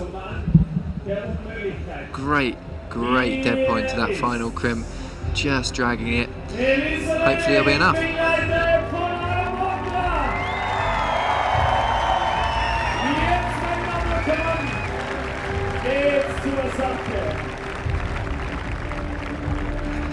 Here we are with Adam Ondra then, next out into the fray, onto the slab. Let's see how he gets on with this one. Height here on a slab, an advantage or a disadvantage, John? Well, slipping off from the start, so probably disadvantage, maybe? I don't know, but Slabs in general, if you're taller, what do you think? Yeah, I mean, certainly if you can get the feet in the right position, then generally you're going to be able to reach further, but You think anything in being shorter and having a lower centre of gravity might help with something like that, or? well, the centre of gravity, obviously in relation to him, is slightly higher because he's got those longer limbs, but certainly there you can see him spreading out across the wall and getting as much friction as he can, and just so good on his feet there. Not even going to put left foot up on this final hold, and potentially move that right foot up slightly, is he thinking? Really testing out those boots rubber. I think he needs to get that left foot across and just give it a bit of a pop. Here we go, come on Adam. Just slipping off again. So, this is opening it up to the field, you know, he had 2 flashes and now this will be his 3rd attempt as he pulls back on, and if Killian can get a flash, he'll be right back into the mix. And also, you know, perhaps if Adam doesn't top it, that blows the field pretty open. Puts it right back in Killian's corner. Yeah, absolutely. This is only the 3rd block. There's another one yet to come. I wouldn't give up on Adam just yet, though. I think it's just a matter of him figuring out the first few. He was right there, staring here at the finishing hold, so I'm sure he'll do it this attempt. 2 minutes left on the clock as well, so plenty of time. You saw him a second ago squeaking his boot rubber just to try and get a bit of heat in there, like Formula 1 car, get as much heat so you can get traction through the feet. Lost the foot. That is the look of an intense individual. He needs to get a top now. He knows that the 2 Russians have got a top, which ultimately he will believe means that Killian will probably get a top, maybe even Gigi, and that will put him into a pretty bad position if Killian takes the lead with 3 boulders. Do you think we might have actually found a weakness for Adam Ondra? Do we think slabs could be his kryptonite? I don't think necessarily it's a weakness, but he might just be really unlucky on this, and he keeps slipping off that right foot. But he's going to do it this go. He's eyeing it up now. There we go. He'll be fully aware how many attempts he's had. But those 2 flashes are going to work in his favour, though, as we move forward, I think. That's 4. That's still not... I mean, OK, it is more, but, you know, with Rustam, apparently, according to the scores that we have here, it is saying 3 tops in 13 attempts, but that's now Adam Ondra in 3 tops in 6. 3 and 6, yeah. So that's still a big difference. That's a 7. And if Killian does it, it's probably sort of 3 and 8, maybe something like that. 3, 7 and 8 attempts if he does it. But we'll see. Mel not looking happy here. 30 seconds roughly left on the clock for her. I'm actually being blown away by Shauna on this. It's pretty incredible. She was so strong on that first attempt as well. I hope that was a move that nobody I'm sure else it was. could do. You know, you've got to trust the judges. If they spot something, I'm sure there was an issue there. Like, you know, they made the call on the dab. Let's just say, a while ago. that move, losing her cool a little bit against what I'm used to seeing from her. 4 of the strongest girls in the world, or 3 other of the strongest girls in the world can't do this move. Shauna Coxey did it 3 times. Yes. I mean, that is incredible, really. I mean, we've still got Anna and Akio to come out, but she's given herself a great chance. Well, that's the other thing, though, isn't it? You know, we were talking about the Ascenders earlier, our version of the Avengers. Those are our 5 big female athletes. We're sticking with this, are we? Say that again? Okay, we'll stick with this. Yeah, absolutely. I'm going to keep pushing on this one. Absolutely, yeah. There's merchandising. I think I'm going to copyright it or something, or patent it. Do it. Yeah. But when we're looking at those top 5 athletes that always make the finals time and time again, we're missing 2 of them here. The only 2 other than Shauna that are in that big top 5, which is at the moment Eula, Shauna, Anna, Akio, and Alex. The only 2 that are left on there are now about to come out. So can they do it? Because as we said at the very beginning of all of this, they are like they're in another league at the moment, ahead of all the other ones. Those 5 female athletes making every final so far apart from this one, and 3 of them have still made this one. It's like they've sort of pushed ahead of the pack. Bit of an extra, absolutely. Well, tier, as it were. We'll see. You know, Shauna's climbing so well. She could just be the next over these couple of weeks taking a little step forwards. Absolutely. Well, let's see how Anna makes this one now. We really need how she gets on. There she there you see that's another one of the Ascenders, and she makes it. You see? Yeah. If you're in the Ascenders, you're going to ascend. You've got the power. And Killian here struggling with this first press section. Yeah, get your feet sorted. Bit of a nice bit of a rock up there up onto the bonus.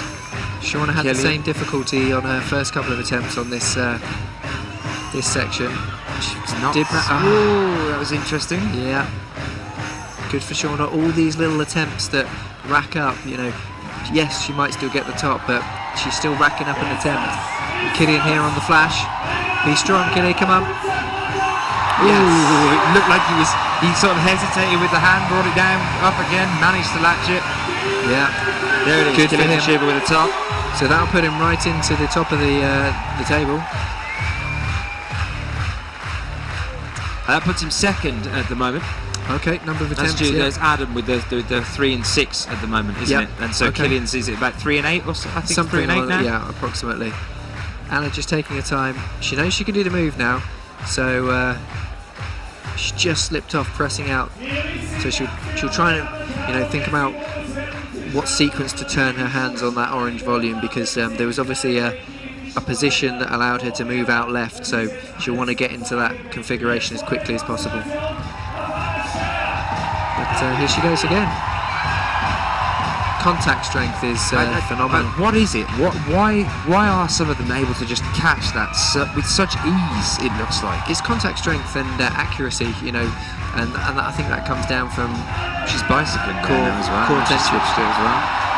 Keeping the foot low, now switching it over to the other side, so she's got contrasting points here, give her the extra strength of pushing. Hard dead point to finish. Yeah. Shauna made that look very easy, but it is really not. It's a good hold, and it's hidden. It's right on the back of that rounded volume, so she just needs to calm down almost a little. You can see the frustration getting in her face there. She's got a minute left, plenty of time. She'll have one more good go. She'll get the crowd amped up again, I'm sure, and give it some. Little smile. That's the token tongue of Anna Storr. I think if I had £1 for every time she did that, I'd be a very rich man now. Do you think it's a nervous thing? Do you think she's gone home and gone, you know what I'm going to do? You know what I'm going to make my thing? I'm going to just stick my tongue out and look at people. Yeah. Maybe that's what I'm missing. I need a thing. Well, that winning, those are the two things that she decided were going to be her thing. Even and now dancing. a funky dance, a funky knee dance. I'd probably run the clock down a bit more, but I'm sure she knows what she's doing. Here go the crowd. Right behind it, 30 seconds left on the clock. No, when you say run the clock down, I asked her at last week's competition why she left 30 seconds exactly on the clock, and it's because if there's a dynamic start, it means she can land and she still has enough time for another attempt. If she'd run it, it's actually pre-thought. She knows that on 30 seconds, if she makes a dynamic start and misses it, it means that she's still got enough time to recompose and make that again, because it's such a risky first move. She's thought about it, and there's the top. Finding that crimp on top, and that's given her a top here on this one as well. Keeping her in the running. Didn't make the second attempt this time. Making Shauna work for it, but Shauna's going to have to top the next one to guarantee a victory. That is, she's obviously she has to. If she does it, that's it. But we wait and see. She can take as many attempts. It's always great when it comes down to the last boulder, though. That's really what we want to see. We don't want to see somebody out with 3 tops and nobody else with anything. You want to see a close fought contest.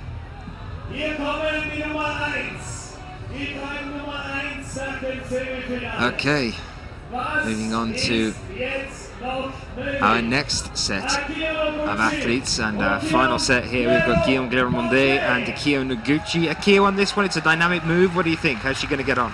Yeah, it's dynamic, but it's also quite a bicep move. She's got to keep as much weight through that right hand as she can, and then as soon as she gets the big left hand, transfer the weight through it. And Gigi as well, warming up those shoulders. He knows he's got a palm down. But Gigi's a really technical climber, obviously based just outside Fontainebleau, so very good on his feet, and almost commentator's curse there, but he's incredibly technical as well as very powerful. Akio slipped off one.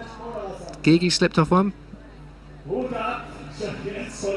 of these attempts making it more interesting for the rest of the field. Even Adamondra falling off a couple of times on this one. That's strapping on her right wrist there as well, isn't it? She's got some kinesthesia tape and a twist on that one as well. 360. I would say that's a bit more to do with support than it is anything else. I wouldn't assume that that's anything that's she's had a jar or anything. It's just maybe she's getting a little bit worn in that right hand. She just wants to add a little bit of extra tension onto it when she gets into this comp. She normally does have some strapping on that part of her hand, so Katya, I know, often does. Posh. She pretty much always has for bit of the last support. year and a half. She's been climbing with tape on both wrists. Yeah. There she is, holding the different hand this time. Holding it almost went 180 through the spin there. And Gigi as well. A lot of energy in that push. It's actually, it's interesting because you need the energy to get there, but if you overpower it, it fights against you once you match on. Yeah. Now it's finding that locking it down. Look at that, pushing out with the knee there. The knee wouldn't quite go where she wanted it to, so she just gets a hand on it and goes, "Get up there." So let's see if she can figure out this section here. Gigi just slipping off there of the bonus hold with the left hand. Lost him his positioning with his feet. Switching the pinch, which is what I thought Anna was going to do earlier. Really strong from Akio It's there. a very tough move, but she's Dead managed point it. to go. Dead point. Here we go. Oh, just falling short. Shauna just made that look so effortless when she did it, but she really had the bit between her teeth after those first 2 attempts. So pit stop for Gigi. Change of boot. Yeah, just airing his feet for a bit. Yeah. 27 seconds. Must not just be as comfortable with that pair of shoes. I have never seen that happen before in a final. The pit stop. Or even at a competition. I don't think I've ever seen that happen. It happens a lot behind the scenes. So, Well, I can imagine that, but not when you're using your time on your block during. He only gets 4 minutes. I'm just going to go and change my shoes. I think I might have a shower in a minute. Cup of tea. Yeah. Maybe the wrong choice of shoe there, Gigi. Come on. Akio regrouping again. Taking her time. She knows she's got all the way up to the top, so let's get a bit of crowd support going. Such a great atmosphere here, you know. And they know how to use it now as well. Yeah. They've got better and better. They expect to find it here in Innsbruck every year. 10th year of the Blockmaster here. Oh, super good contact strength from Akio there. She's just hanging around on that hold. What is Guillaume doing there? He's turning his hips completely out of the wall. Yeah, just getting in a real pickle on that slab. He's managing the first section really nicely, not a problem at all. Then he gets that point and his hips just come away. Yeah. Here goes Akio. Really, really strong on this. It's like a crimp pinch almost, but she's managing it. She's getting tired, working hard for this one. Oh, absolutely devastating for her. Yeah. What a shame. And she knows it. Last hold. And she managed the rest of it, you know, and made most of it look pretty straightforward. You know, she was having to fight. Here, this is what's baffling me. Now he's okay. Keep, you know, the hips are forward. If he brings that left foot that across. right leg up again, and that's through, the problem. which is what he did last time. He brought. Now this is better. Move the left leg up. The last time he brought the right leg up, but it just turned him far away from the wall. Now he's trying a different one. Now he's got to get the right up and down again. Yeah, just not getting enough height on the right foot.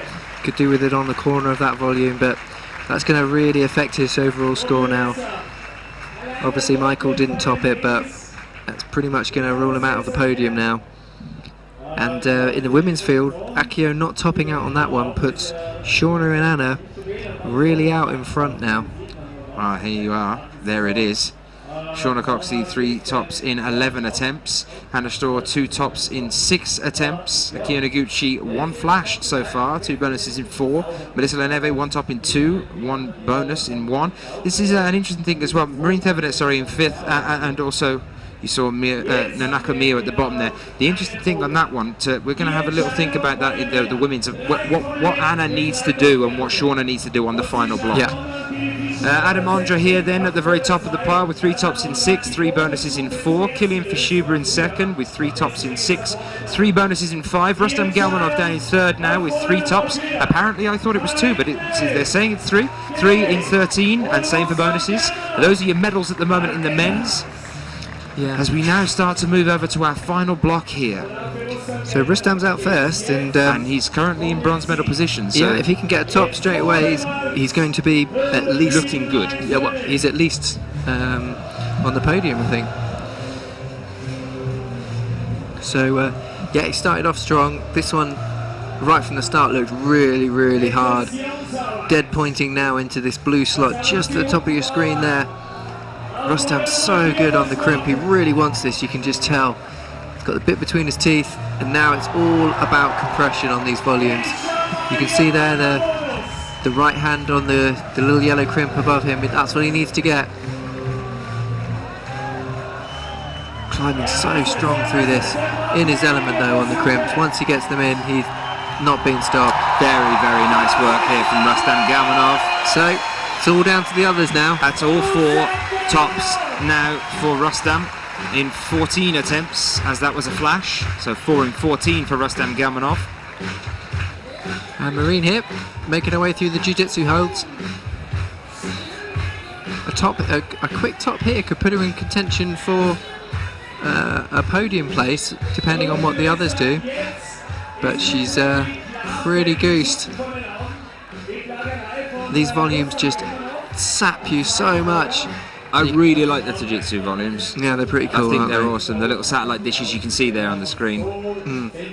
Designed by Laurent Lepore, who set for us last week in Grindelwald and gave us some pretty interesting stuff. Actually, it was quite funny. Mark Daviat, the chief route setter here for us, came up to me yesterday and said, I'm as good or better than Laurent, right? And I went, I'll tell you after tomorrow night. Yeah. Well, he's done a pretty good job so far. We've got a perfect split. I didn't realise there was such like a challenging thing going on with the route setters. I thought they were cooler than that. I guess maybe it's a compatriot thing. Maybe he doesn't want to be outdone by Laurent. Well, welcome if you are tuning in with us now to the 4th IFSC Bouldering World Cup Final of 2014. You are joining us and watching live on Red Bull TV. Marine Thevenet, 1 minute 34 seconds left on the clock here as she's trying now to work through F4, the final block of this competition. Yeah, really burly boulder for the girls to finish on. They've done 3 really, really hard boulders up to this point, and look at that cheeky to put this grip on. Yeah, he knows. From Rustam, as soon as the hand was on it, yeah, there it is. I've got it. The Galmanator succeeds again. Yeah, it looks like the Galmanator's back. The Galmanator is back. The Galmanator had a tricky start to the season. He's always back. He will be back. He will be back. I didn't realise you were punning until halfway through that one. I've got to get quicker. Wake up then. Here's Marine again. Just missing that red little foothold. I don't know whether she can get a heel onto that. Still, she's got that pressure. This is good. Keep it going. Get the foot onto the little tiny edge that she can use there. Can she manage to get over to the next one? Get onto it, that'll be good. Yep. This next move onto the up onto the sloper, very, very hard. Just not enough. You can see there on the volume fingertip marks slipping off. Putting a great show though in this final. I think her second one of the year. Great to see another French athlete break through. 10 seconds left. As well. Managing, it's the thing that you said earlier about the gold and being able to double it. I think it's the same thing if you make finals more than once. But then James did. Just recently, Kasey, and he's had a tricky time of things over the past couple of comps. Yeah, again, it's just the strength of the Just field. whether they suit you on that day, I suppose, or whether you're prepared for them and you're feeling good or not. Is it just me, or is there a shallower dish on the higher one than the bottom one, or is it just the angle? It's just the orientation of the volume is slightly different. Yeah, you can see there it's just twisted slightly more vertically. But a great show from Marine there. No top, unfortunately, but a great performance all round from her and a good effort for the finals here. She's going to sit down now and get to watch how everyone else gets on when they come out and start to tackle this boulder in front of us. So we've got Dimitri coming out next in the men's. Again, if he does it quickly, he's going to leapfrog Rustam. And actually, no, he can't. He can't leapfrog. Rustam's done 4, hasn't he? And Dimitri didn't do that press one. So, yeah, he can't beat Rustam today.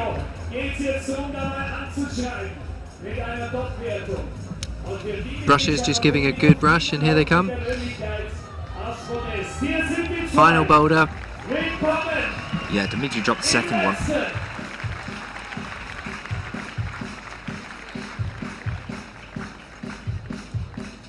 So, all to play for still. We've got Shauna Coxey, Aki Onoguchi, Anna Stur Well, the still to pressure come really out. comes down to Shauna on this one, because if she can top this final block, that's it. The gold is hers. I'm trying not to put the pressure on Well, at the Shauna moment, now. Shauna has 3 in 11, and Anna has 2 in 4. So sure. the only other way of, if she doesn't do it, is that Anna has to do it in less than 6 attempts. Sorry, six attempts. If she does it in 6, then that's Trying not which to is think quite a about lot, that. isn't it? You don't want to think about it, do you, John? I'm going to make you think about it. We're not allowed to be biased. Dimitri there though just absolutely cruised through that section. Straight up onto the pinch. No hesitation. Dimitri already given them the top there in the bottom left hand corner of your screen. A preemptive top. No, for no, no. Dimitri. That's one bonus with a tick. Oh, okay. One sorry. attempt. But there we go. Casual as you like, and he'll be livid with himself. Probably disappointed. Yeah, Yeah. you know, the look on his face does not say that was a good one. He looks disappointed in the face. Yeah, In the face. in the face, exactly.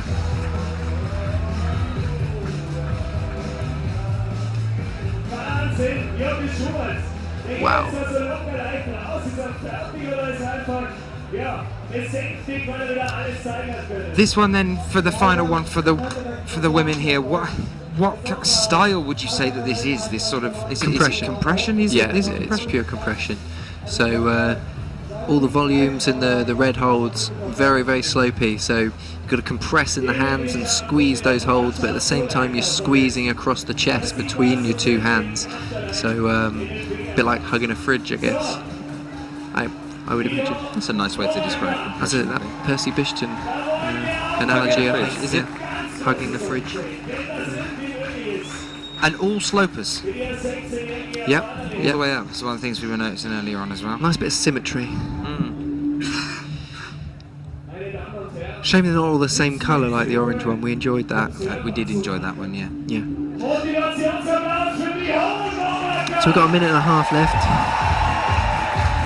So, Nanaka Mio, impressive performance to make it through into the finals here. She's done well to get where she is today. She's only 16 years old and she came 8th last weekend at Grindelwald. So she just missed out on a final last week as well. Managing to make it through here. She's also made semi-finals at league competitions throughout 2013. We've got Pers and Cran that she both made the semi-final stage for the league competition there last year. That I see as kind of her gearing up towards this year. You know, you often see these young upstarts start to make semis, and then the next year they're doing the top of the semis and pushing forward. But you've definitely seen that here. But not only that, a switch over in discipline as well into bouldering. Do you think it's a hard transition? Do you think it's easier to switch from being a boulderer into being a lead than it is to being a lead into a boulderer? Which do you think is the easier way of doing it? I think at that level there's some overlaps, but I think people generally say that it's easier to build endurance than it is to build power. But myself, I'm not really a route climber, so I can't really comment. But I think what these guys are doing, working the two disciplines in symmetry, is the way forward. You know, in the off season, in the bouldering season, it's all good power training for the routes, and then in the routes, it's all good power endurance training for the bouldering next season. So, yeah, it's great to do the two disciplines at once. Let's go! Okay, so getting the heel up here, not quite enough though, and back down onto the mat. No tops in the final here for Nanaka Mio, but a fantastic achievement alone to have made it to this stage, to be performing with these other athletes in the top 6 here in Innsbruck. Yeah. Female athletes making it through Absolutely. into this stage. If you want to get in touch with us, guys, you can do so with the bottom right hand corner with the hashtag IFSCWC.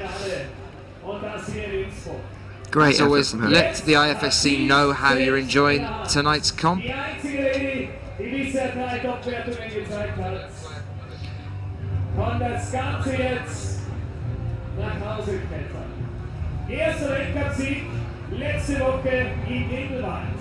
Die momentane Nummer 1. So next climber out is Shauna Coxey. So this is it. This is what it comes down to. This is basically all or nothing time for her, or very, very intense time for her, because if she doesn't manage to get this one, then she has to go and sit in the pit and watch Anna come out, and just watch, because she'll be able to see it then. She'll be able to see the actual attempt. She gets to just sit there and watch and see whether Anna makes it or not. that is probably the worst position. It's not a fun place imaginable. to be in, really, is it? No. Well, So we wait let's and hope see. it doesn't happen. She'll want to keep her destiny in her own hands and get a top now. If she does as well, that'd be the only girl to top 4 boulders, and that's Yeah. also the, you know, she'll want to do it that way. Last week it was a number of attempts. So it is all about Shauna right now as she makes her first start on block 4. This for the win.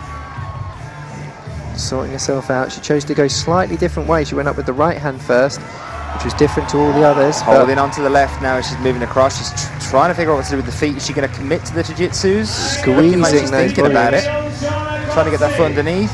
Big move there up to the bonus. Okay, that was attempt 1. Let's wait to see what she gets on with after this. 2 minutes 50 left on the clock here. Colreas. They're definitely getting cold now. Look, she's trying to keep warm in between. You can see Colreas as well, trying to rub his hands, keep himself warm. Yeah. I mean, as well as chalking up, but also Absolutely. staying blowing. Not just the body, but as soon as you pull onto the wall, those holds will be freezing. And yeah, that's really making it twice as bad. You know, your hands are cold before you start. You pull on, you got cold holds. It just means you get absolutely no sensation in your fingertips and makes all the different movements even harder because you just can't feel what you're doing. It's like climbing with gloves on, basically. Okay, Shauna's looking like she's going to go again here. Bit of extra chalk, nice drum beat to give her some energy. From the DJ here. Here goes Michael. Figuring out what to do on this transfer. Interesting. Here we go. Ooh, bit of a slip on the foot there. You just got to keep pushing here, Shauna. Come on, back on the wall. Last climb of the evening after this one. This really is all or nothing for all of them, I think, here. There's no real excuse not to just put everything into this last climb because For sure. this is it. This is the end of the day. There's Absolutely, not, yeah. There's not another set of blocks waiting for them later on tonight or tomorrow. No, I'm sure they're hoping there isn't. They'll be absolutely knackered after this. And Actually, the first break for them from the start of the year. They've pretty much had a comp every weekend since the start of the year. yep, So this is the first time after this comp that they can take some time away, relax a bit. absolutely. I know Shauna and Mina, Haven't been home. yeah, they've been on the road for a long time now, so they're looking forward to it. But Shauna, she keeps going up with her right hand at the start of this and not being able to stick that hold. If she can figure out to roll over with the left hand and then match, she'll probably save enough energy that she'd find the top half easier. But knowing Shauna, she'll probably do it this way anyway. Here we go. Come on, Shauna, this Both time. athletes gearing up for another attempt here then. Be strong now, Shauna. Come on. With the right this time, not quite enough. The question is now, you know, this clock running down, 30 seconds left. She's got realistically This is one probably more going to be her last attempt. I one think, more yeah. good go, yeah. And then she just has to sit there and hope pray that Anna doesn't top. if she doesn't make this top. Yeah. A lot of tension on Shauna Coxey right now. I wonder if she knows it. She topped that first boulder, which nobody else did, and gave her that advantage. But Anna Sturr, true competitor, you know, pushing her right to the end. Michael struggling to get off the starting holds here. Yes, Shauna, come on. Okay, she's managed to stick that one here. She's got the heel going up in the left. Trying so hard now. Come on, Shauna. She knows the time's run out. This is a big move now, so take some time. Not quite No. enough. Oh, well, Shauna, That's it then, Shauna. you've done all you can. Now just one more person to watch. We've only got to Not worry quite about being Anna able to Sturr. hold that one either there, unfortunately. Nearly managing to secure the bonus hold on that one, but I don't think he did.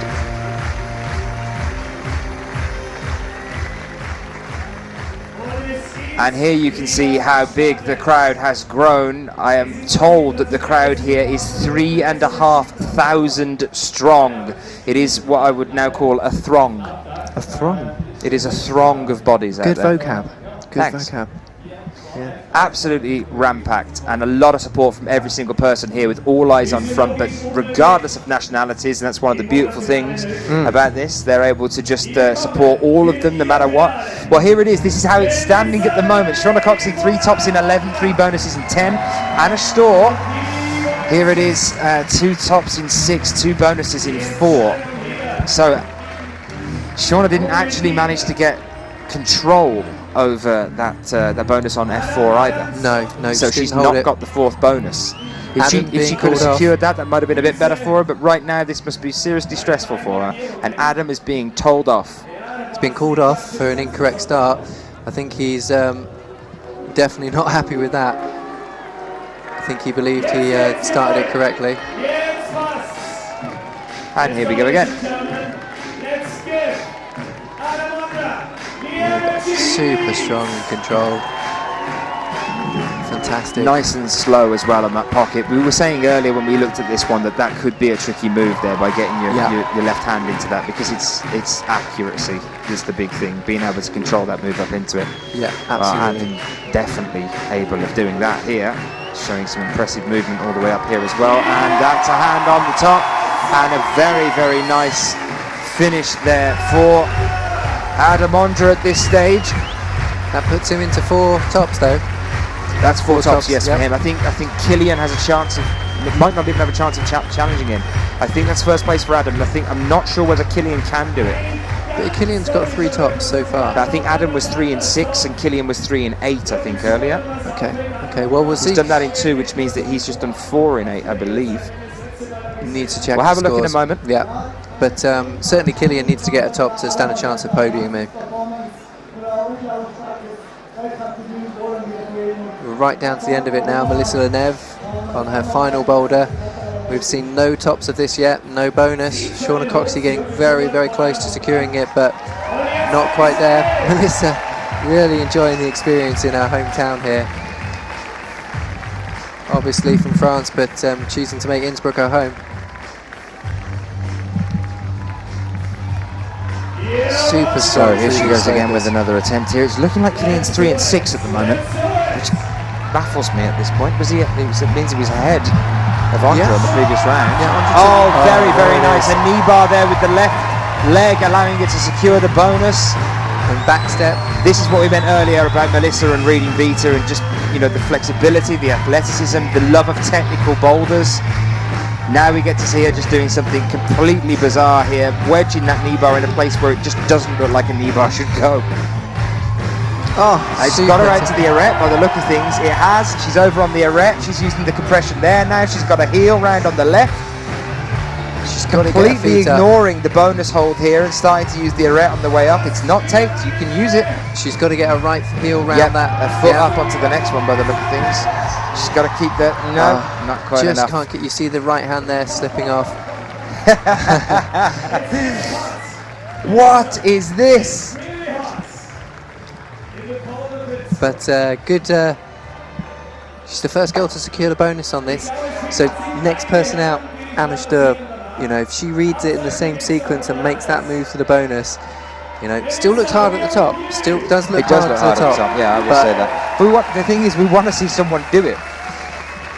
I know you do. I know you do. Do we actually now? Well, I'm not so sure. Obviously being slightly biased myself, but I'm not allowed to be. No, it would be great to see Anna Sturb win in front of a home crowd, but Shauna Coxey is led from the front today, and look at the intensity in Mel's eyes right now.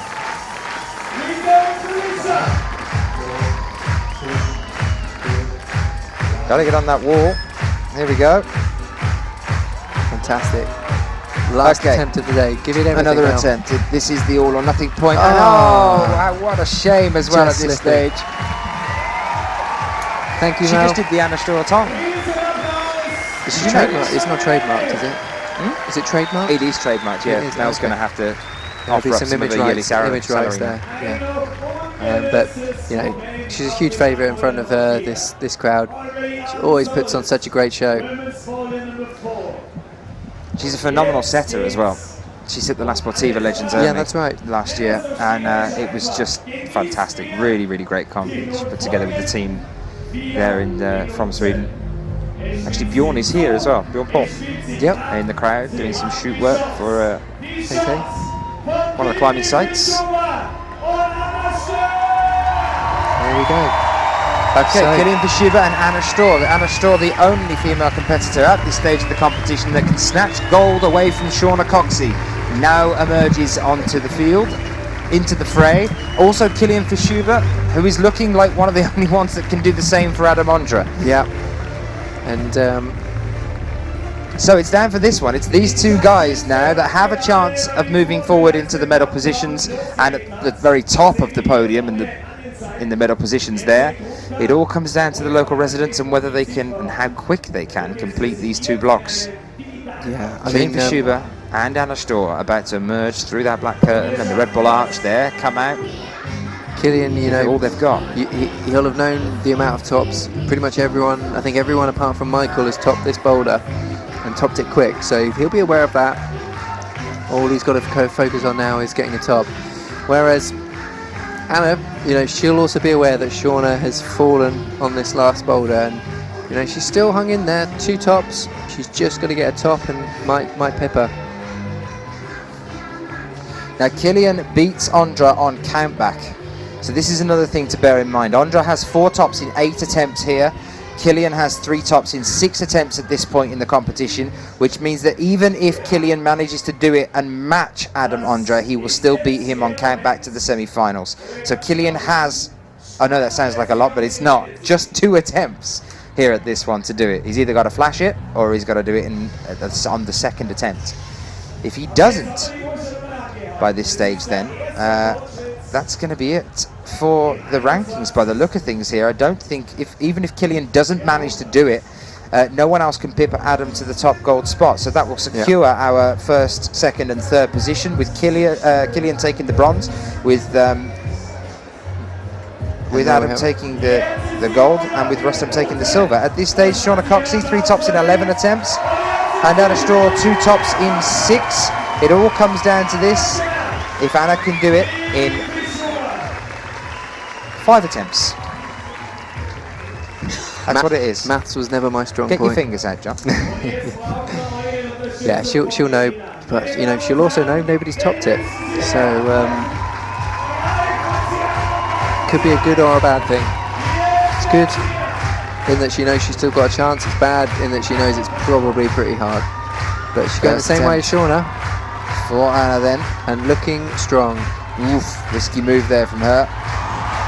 Looking really All strong. eyes at home and on the crowd here. The whole world latching in for this now. Anna Storr is about to push her way on top of the podium and into the gold medal spot. If she can manage this in less than 5 attempts, straight up to get the foot inside the dish. Staying over on the right hand side here, giving her the tension, but not quite enough. She's got the bonus, but back down onto the mat for another attempt. Kilian on his first attempt here. After this, if he doesn't make it, he's got 1 more attempt. If he does it now, this is the gold. Yeah, he's got quite greedy on that right hand. He needs to leave room for the match. Don't go directly. No!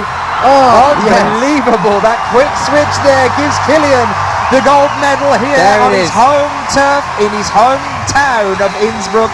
Kilian Fischuber with a flash on the final block here.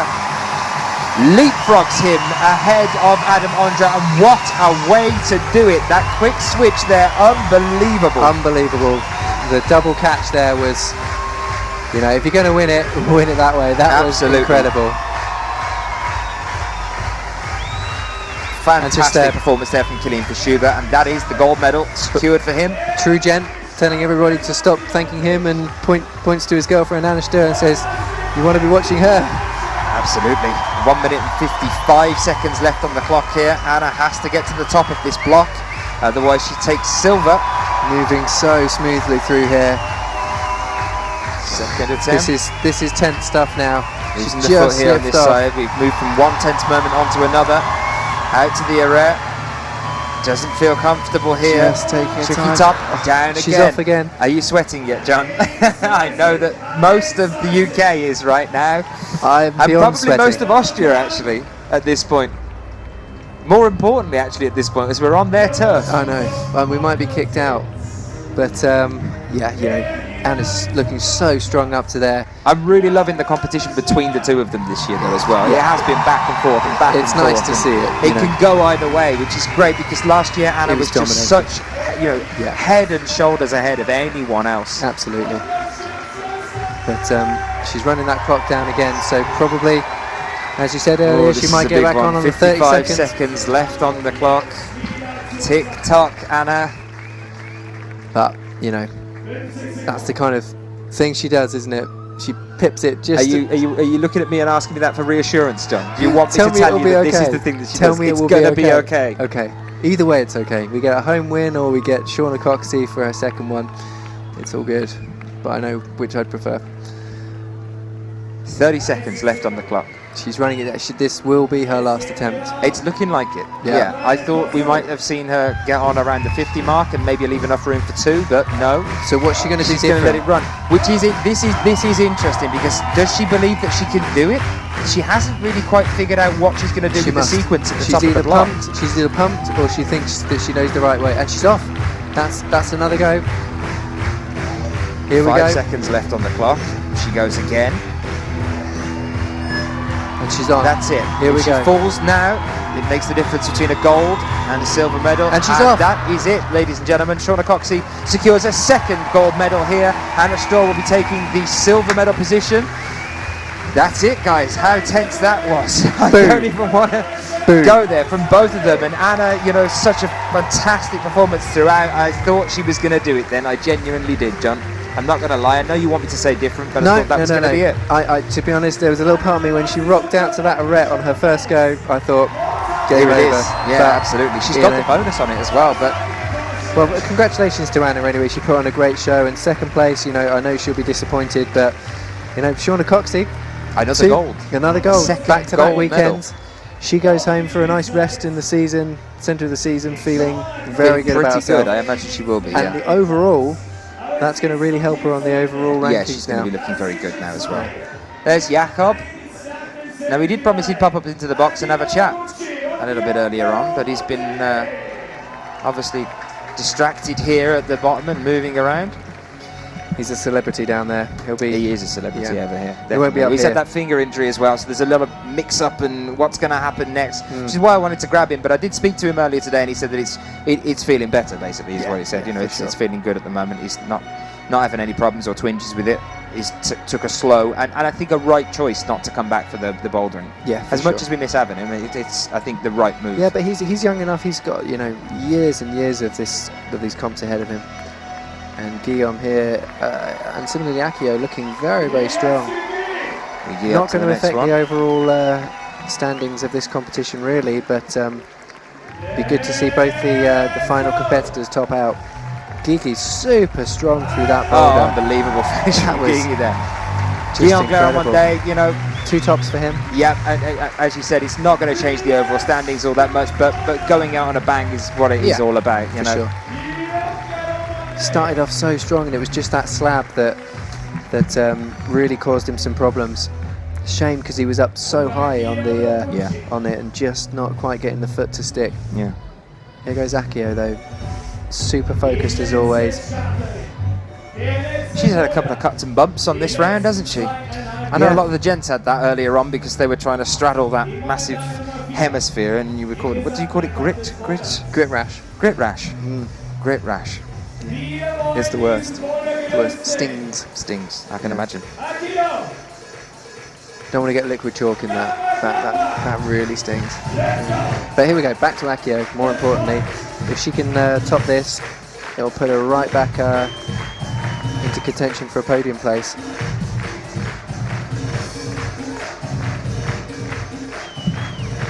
Well, at the moment, Akio is in 3rd by the look of things, with the one flash. So this is to pip Anna for 2nd place then? No, actually, I think she might be able to if she does it in less. Anna has 2 in 6, I believe. And well, we'll check the scores. And Akio Noguchi has 1 in 1, so she's got the flash. So bonuses aside here, if Akio, here we are. If Akio can do this in less than 5 attempts, she will take the 2nd place position, regardless of the bonuses made by Anna Storr. I think we've had, but I think we might have already had maybe 3 or 4. Now. So either way, she's podiumed. So it is the last climb of the evening. Yep. It would be great to see somebody get there on this one. It's the last block. We want to see, go out with a bang. Yeah. But we talked about those margins. Sometimes it's just that little bit too far. We saw Anna just clawing her fingertips around the arete, and just that fraction difference makes such a change. Here we go. She's into her last minute now. Super strong on those, hanging around. It's her route climbing fitness. Those holds, as you can see, are so slopey, just clamping with the fingers and heel up to try and get a bit more compression together.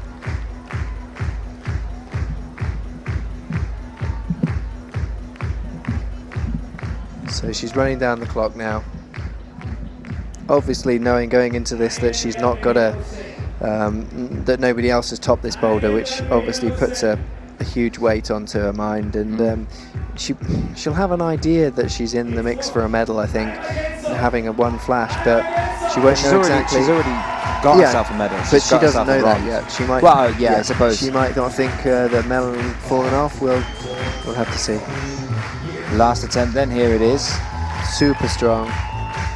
You know, she was the only one to have topped all the blocks in the semi-final, so maybe we'll see something from her. You know, it's not unheard of for her to succeed where everybody else has failed.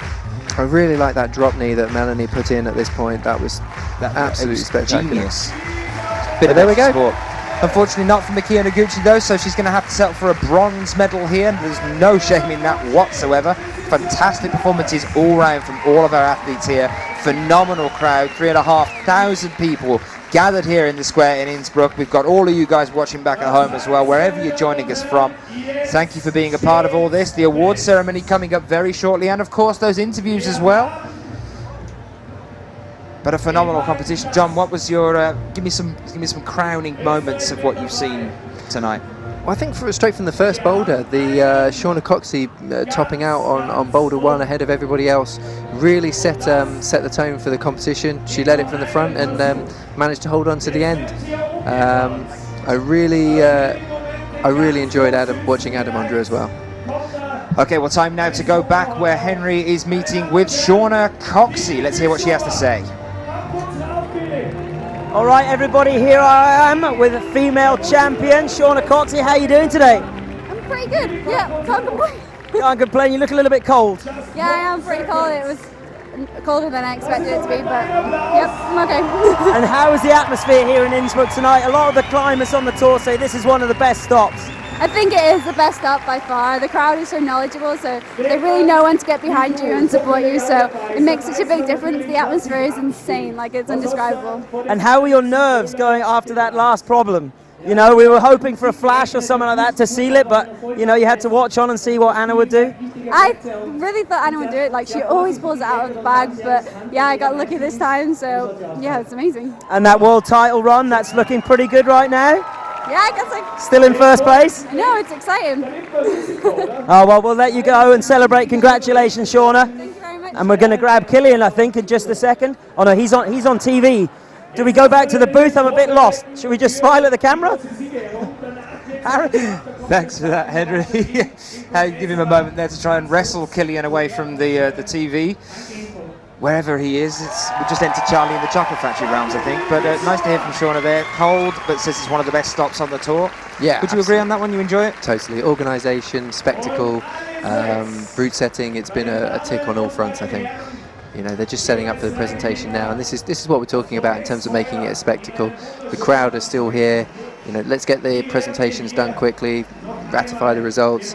Absolutely. It's really pushing the athletes their just desserts. Yeah, basically. you know, I think it just pushes the sport forwards in terms of organisation and logistics. That's really what's going to make it grow. Okay, so it's looking like we are ready down on the ground as well now for a meet-up and a catch-up with Killian, our gold medalist here. So I'll hand you back over to Henry now. All right, here we are, ladies and gentlemen, with local hero Killian Fischhuber. How are we feeling in front of the local crowd, taking it home for the local team? It's so amazing. It's really hard to describe. I mean, the crowd was so amazing, pushing me up. It was really one of the best events in my life. And that's what a lot of people say, is this is the event. And we've got thousands of Tyroleans, Innsbruckers here, and I think in another part of the city. So are you going to be celebrating tonight? Yes, I will. It was the last comp of 4 comps consecutive. So I have time to party, I have time to sleep tomorrow, so yeah, let's have a party. Now, Killian, earlier today you said you weren't going to be going for a world title. Does tonight's victory maybe change that a little bit? What do you think? Come on, the fans want you to compete, Kilian. Come on. Now I'll stick to my plan. I'll skip the last 2 events of the season. This was for me like a world championship. It was so great. It's the best. Awesome. Well, congratulations again, Kilian. We'll let you go celebrate, and let's go back to the booth. So this was the moment. Here we see Kilian making that quick switch, an incredible, precise movement there, up with the left leg to push up again. And that is the top, and that is the roar that sees him into a gold medal. He's so good at that. Roar? No, the double take, you know, looking like he's messed up the sequence, but then coming in with another hand. I thought you were talking about the roar, because I think does he's that great all at that the time. as well. Oh, he's good. He's got a good roar as well, for sure. I prefer Yes, it, he is good to the at Andra screen. But do you think that's a deliberate thing, at looking like you're not going to get it? No. And then I don't think that's a deliberate thing. I think that's just a. I think it's what I just, do think is a very good deliberate thing and a good choice that he's making here is to actually step back on the season here. well, This yeah. is a good point for him. He's seen himself into a gold medal. He's got the high of the win here, and you know, we've known since last year that the world champs this year is where Kilian's at. You know, that's what he wants to do. So to step back now, to not over push and to just relax for a little while before it, I think that's a good move. Go out on a bang and gear up. With competitions and training, it's important to have your goals, and when you achieve your goals, to I think stick to the plan. So I think he's got the right idea. You know, he set out his goals, presumably to win Innsbruck, have a break, go back in, prepare for the World Championships. That is the one that, you know, with all his titles and all his victories, you know, that is the one that's really missing from his CV, and I know he really, really wants it. So he'll refocus, get prepared, and come back to Munich. He has, you know, if you look at his results through the 4 competitions that he's done, it is like the perfect preparation, and he's peaking for exactly the right moment. But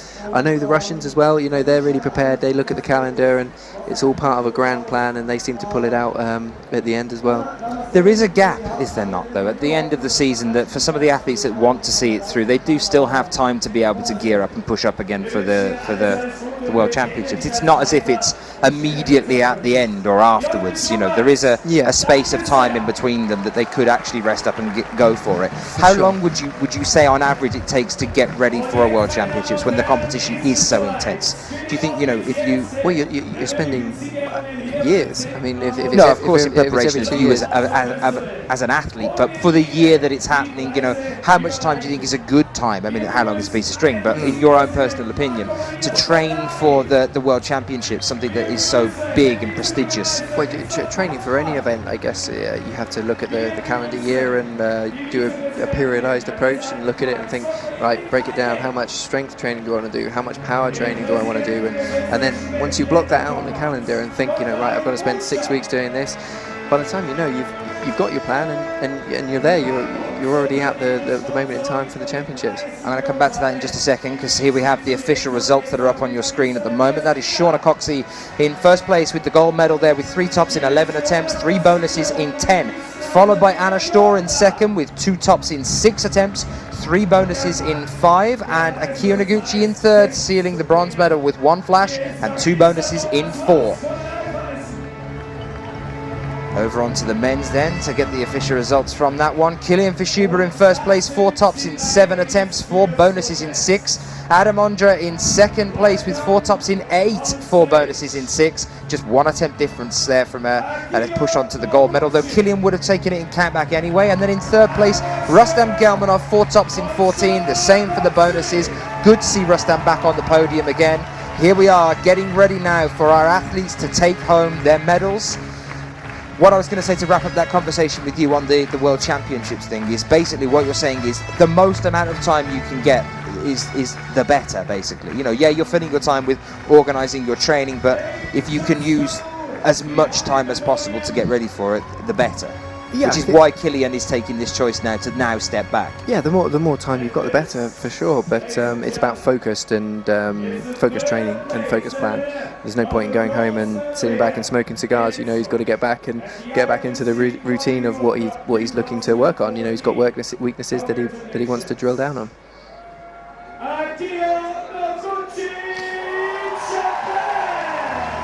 This is our podium. Akio Noguchi up on third spot. fantastic effort from her. She climbed so well in the semi-finals. She was the only person to top 4 boulders, and then in the final tonight, just falling short. Only topping 1 boulder. She flashed to secure her place on the podium, but still, fantastic effort from her. In the background there, the man that just came up and gave her the medal, that's Marcus Claris, the chief, the big chief of the IFSC, standing there. Nice to see him back and giving medals, as Aki Noguchi is awarded her bronze medal here in Innsbruck. I'm looking forward to the day we see her on top of the podium again, and I'm sure it will come, that day will come, but for sure. She is frequently, she's always there. She's one of those ones that's always there. Yep, no, she's a real competitor. You know, she's up there at the top of the tree pretty much every competition, so, you know, consistent, but maybe he's got a few things, maybe needs to get a bit of luck on one competition to slingshot her onto those continual victories. But, you know, Shauna, you know, spent her time silver place, bronze medal numerous times. Not as long as Akia's been doing it, though. Let's remember that one. That's true. That's true. Yes, Shauna, Shauna's paid her dues as much as, you know, in a similar way to Akia has. But as you say, you know, it's only Shauna's 3rd season out, and breaking your leg on the 2nd season isn't exactly the best way to start. No. But now let's go over to Anna Storr then, and our silver medal position here. Not quite the double Austrian win we were expecting here, but as close as it can get, basically. We have Killian taking it and Anna taking the silver. It's a good night for the couple here. Yep. No, I mean, you know, and Anna will be thrilled. As disappointed as she will be really happy for Shauna. They're great friends, and, you know, I think we always knew that this was going to be the case between the top girls. It's so close, but at least they're all, you know, really good friends, and they do genuinely care for each other when they do well, which is really nice. And I think that's one of the benefits of climbing as a sport. You know, as a population, we're all very supportive, and we want everybody to do well.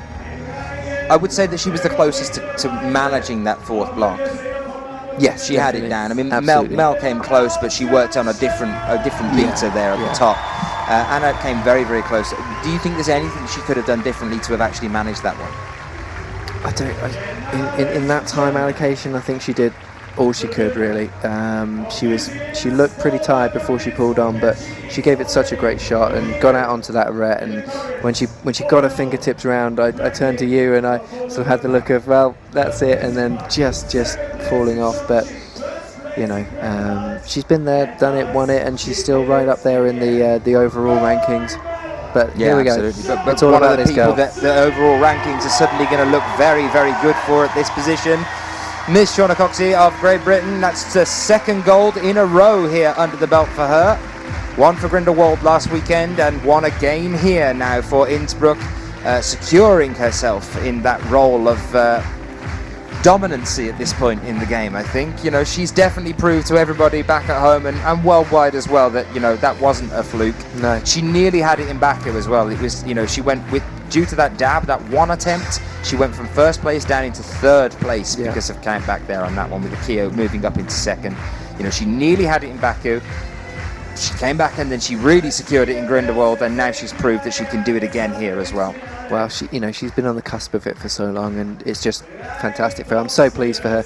You know, I was reading an interview with her actually in the Circuit, the magazine, and it was her talking about the break in Magic Wood and her leg breaking, and she actually said it in a lot of ways. She looks at it as probably the best thing that could have happened to her, which I found really interesting for an attitude for an athlete to have. Of basically, you know, it gave her that perspective on where she was in the standings. Yeah. It's made her hungry this year, and she's appreciated what it means to be in control of your own body. Yeah. She's had weeks and weeks of physio, where she's also been working a lot more on the hands because she can't use the feet and the legs. You know, if she's done any training, it's predominantly hands. I think we should just take a minute to enjoy this. I need to take a minute. It's the national anthem. We don't get to hear this very often.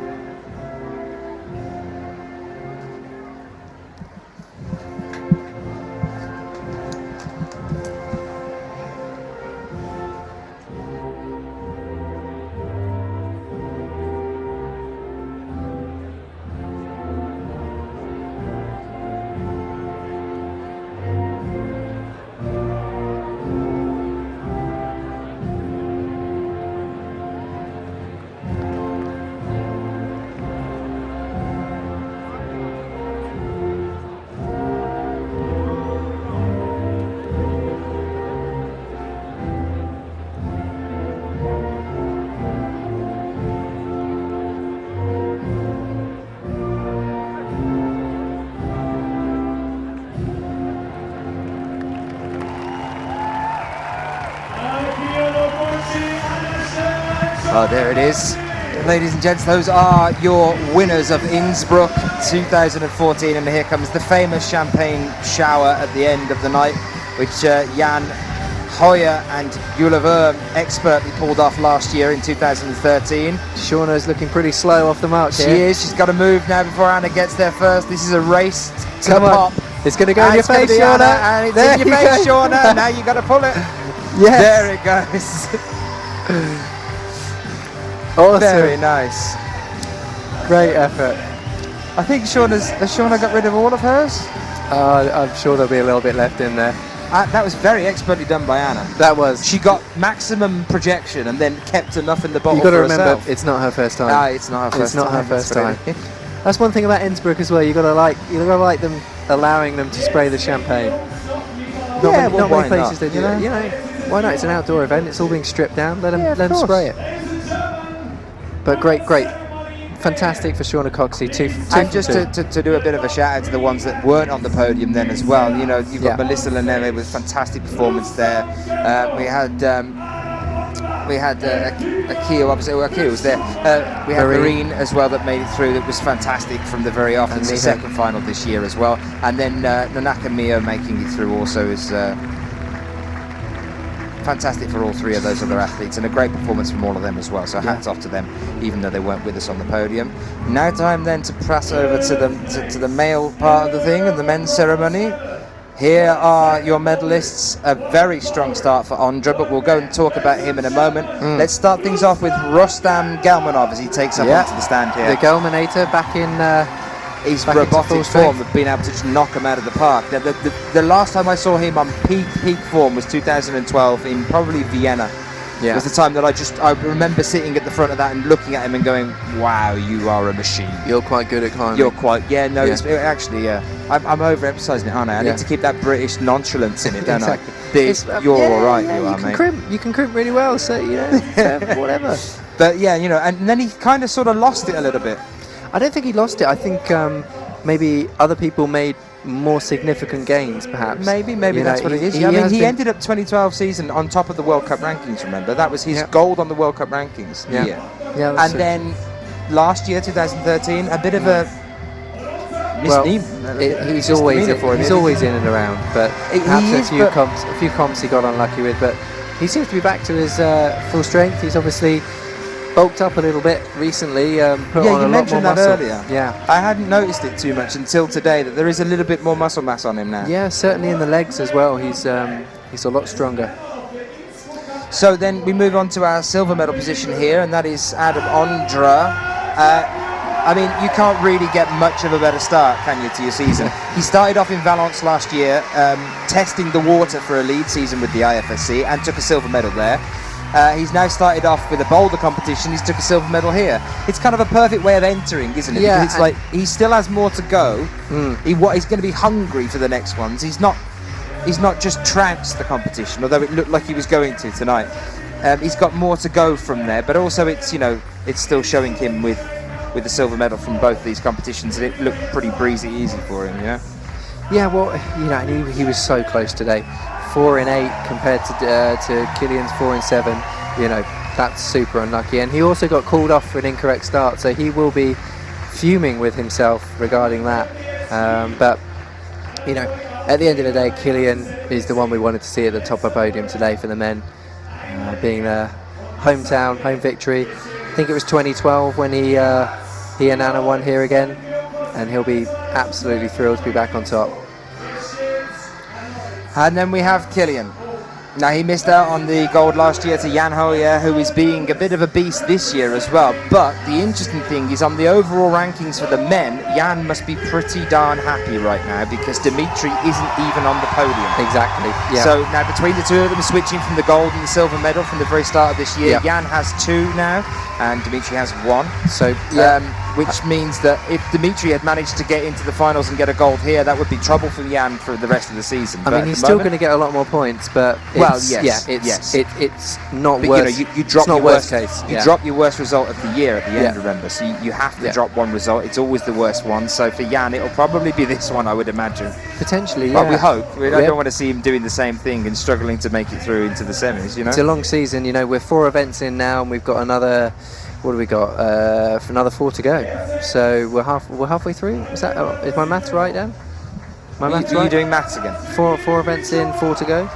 Yes, That's 8 or halfway. Yeah, halfway. We are halfway. Yeah. And Kilian, then, you know, great that he's now going to take a rest before we gear up for the World Championships. But this is the way. You know, I'm going to win at home turf, and now I'm going to go and train for you World Champs. So, guys, back at home, soak it up while you've got him. This is probably the last we're going to see of Kilian for a while, until we join him in Munich with the World Championships. And it's now time for the national anthem of Austria.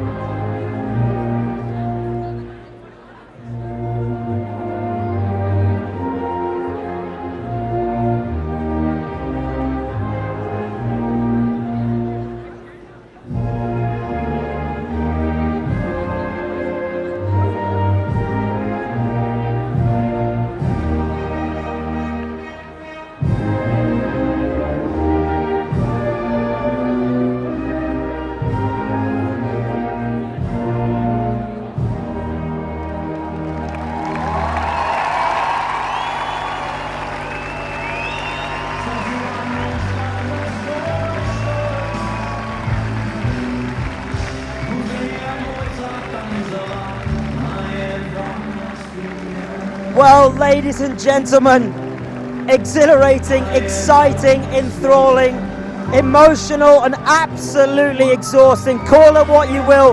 That was the final right here in Innsbruck for the Blockmasters. And I think we're going to get a little bit wet as they go crazy in the background. But don't forget, we'll be back with more action on Red Bull TV on the 23rd of August in Munich for the World Bouldering Championships. I'll be there. You better be there too. Keep climbing, folks, and have a very good night.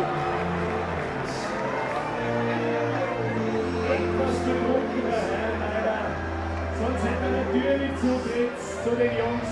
Die kommen auf jeden Fall runter.